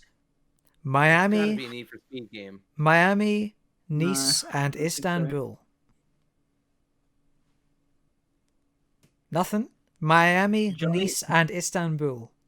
Johnny No. English, the video game. No. Over 70 completely destructible vehicles such as cars, bikes, trucks, and boats. Oh well, it's all destruction star, whatever. No. Real world Theft Auto? weapons. Huh? No. No. Real world weapons, including handguns, machine guns, and grenade launcher. What I think you the- should just tell us, James. We're not gonna get this one. Twisted Metal. I'll- okay, Oh, I don't okay. think you own that one though. You guys aren't getting this. It's Driver 3. I would I never never have played gotten that. that. I would have never gone the that only, mode. the only driver game I'm familiar with is San Francisco. Fair I was enough. just gonna Which- say car. That 2. game was great. I loved that Other game. Cars 2. Cars 2. Pixar's Cars 2, the video game. Now it's shootouts. Doesn't that movie have like spy stuff in it or something? Yeah, So, yeah, I'm not wrong. I own the, I've got the video game out on the shelf out there, so yeah, I'm fully aware. Alright. The next Okay. stage of the real driving simulation. Oh, Over God. 600 Gran Turismo. cars. Nope. Over 600 cars from the 33 of the world's top manufacturers. 20 Forza Horizon. Nope. No, Gran Turismo, but I don't know which one. 28 courses, including the celebrated Laguna Seca. GT5. It has to be Gran Turismo. 1 and 2 player competitive driving. Midnight Club. I don't No. know. Tune your vehicles to perfection. Circuit, road, and rally competitions. NASCAR. Nope. Immerse I wasn't yourself in the definitive driving experience. Mario Kart. No. The That'd be definitive great. driving experience, Mario Kart, as we all know. Everybody drives with mushrooms. 2 discs containing separate arcade and blank modes. Wow. Unparalleled realism. Looks real, feels real, smells real. Gran Turismo 2. Correct. Wow. I was Yeah. half right. I said it was Gran Turismo, but I was half right. All right. I'll give myself half a point for that one. Next one. Great. Good for you. Right. Thieves have kidnapped a brood of blanks, while elsewhere in the blanks, a gateway to the forgotten world has been uncovered. Sent to Beyond Good and recapture. Evil. Nope. Sent to recapture the Blanks, Blank and his best friend Blank face a journey into uncharted territory against his most fearsome enemy yet, the Blank. Ratchet and Clank. Nope. All new Blank playable Rock. characters, frantic challenges, and new exciting worlds to explore. Ukulele. Nope. The Blank begins Is it- here. Huh? He doesn't own platformers, so it's not a platformer. The best platform adventure game ever, bar none. Soar through the skies, dive underwater, Sounds like Mario skateboard, 64. I don't blast know. through Breath quick of the draw Wild? shooting galleries, drive a Breath of the tank, and Wild. even box with a Yeti. Oh, Spyro Breath of 3. the You're the Wild. dragon. That sounds like Spyro 3. Correct. Spyro Spyro 3. 3. Oh, Year Yes! of the Dragon. As soon as he said box with the Yeti, that was it. All right. I knew it was Box with a Yeti got me. I know it's like I know that. I just played the remakes. Three Yeah, that left. was- Three. I've got three left Remasters, here. whatever. So is that did you read off a Reignited trilogy? Is that what you read that? No, off, no, or- that was the original game box. Oh, so on you actually PS1. have the... Yeah, Okay. yeah. All right, three left. Here we go. Hero or villain? Uncover the truth about blank. To destroy or to protect, blank carries a dark past shrouded in mystery. Embark on a journey to unveil his true identity. The choices you make determine the outcome of blank's future. It's the goddamn game from Sucker Punch. Infamous. Nope. Infamous 2. Infamous 2. Nope. Infamous Second no, Son. definitely, Nope. definitely not Second Son. It's not Infamous. Infamous God damn First it. Light. Nope. Sly Ghost Cooper. of Tsushima. Sly Cooper. Nope. Sly Cooper 2. Sly Cooper 3. No. No. Sly Cooper. Sucker Punch's entire catalog here. Oh, Nothing Well, gets in the way of blank. Exhilarating action, speed, and shooting. Shoot it out in two-player battle mode. Friend or foe, you decide. Oh, Spider-Man Shattered Dimensions? No. Spider-Man? No, wait, no. What am I Web saying? of Shadows, you mean? Yeah. It was Shadow. Web of Shadows, you mean? But no, I don't Obviously, think it's not that. I don't know why I said that. This- That would be real. I was thinking- That's probably a comic book or something. This I game was is a thinking of classic. Spider-Man Friend or Foe, which is literally a Spider-Man game title, and then I thought of Spider-Man games that have choice-based stuff. I can't believe you guys haven't Yeah, got this yet. This really. is an absolute Can classic. you repeat the first sentence? the I first can line? repeat I'll repeat the first lot. Hero or villain? Uncover the truth about blank. To destroy or to protect. Blank carries a dark past shrouded in mystery. Embark on a journey to unveil his true identity. The choices you make determine the outcome of blank's future. Why do I feel gotta like be it's Shrek. Knights of the Old Republic or something? That's It's on not Xbox Knights of the Old only. Republic, and it's not Shrek. Ah, It sounds like Damn. Detroit. It sounds like it kind of sounds like Detroit Become Human, but It's Oh. not Detroit Become Human. he doesn't go on like an adventure. it's not Heavy Rain, of course, is it? Nope, not Heavy Rain. No, it sounds too good for Heavy Rain. Never mind. It's like a crime one anyway. It's like an adventure. What's an adventure where you make decisions? Uh, That feels. I guarantee at least one of you has played this game. Any hints? That's all the. I don't know what Anyway. else I can tell you without giving it away. Any It's- of the blanks that you What- can what uncover platform? for us? Give us a blank. I'll cash in my Bentley blank. Can we cash in something? I don't- we have a all lifeline? the blanks are the character's name, which would give it Is away. that the game title? Yeah. Okay, there you go. The blanks are the character's name is the game title. Mad Max. I don't know. No. Didn't think Ratchet so. and Clank. No. Tools of Destruction. No. Going Commando. No. I don't know. Future Shock. You guys are really running this thin. I don't know. It's What is it? It's a PEGI 12 plus. We don't. We're American, so All right, do you want me to tell you? yeah. Just tell me. Yeah, please. It's Shadow the Hedgehog for the PlayStation 2. No! Oh, I feel like an idiot. I've never played it, but I just feel like I should have gotten that. I would have never gotten that. I took that game out of It my sounds memory. too generic. but at the same time, That game was Yeah, no, fantastic. honestly, I Which believe the that. Hedgehog I is, completely honestly, believe it's- that. I mean, yeah, I would never go with that. Right, two So left. you own that? You own that game? Okay. I own that game. I love that game. I played that as a kid. All right. Humanity has been driven from Earth by mechanical beings from another world. In a final effort to take back the planet, the human resistance sends a force of blank soldiers to destroy the invaders. Now, a war between machines and blanks rages on. A war that could soon unveil a long-forgotten truth of the world. It sounds like Terminator, honestly. but yeah, no, not Terminator Salvation. No Resistance. That's the only one I know. Yeah, I was gonna Nope. say Resistance 3. Nope. Lead blanks, blank, blank, and blank to reclaim Earth. Battle it out in high-speed combat. Explore Nice. a desolate open world ruled by powerful machines. Oh, Horizon Zero Dawn. Nope. Damn. Nier Automata. Yes!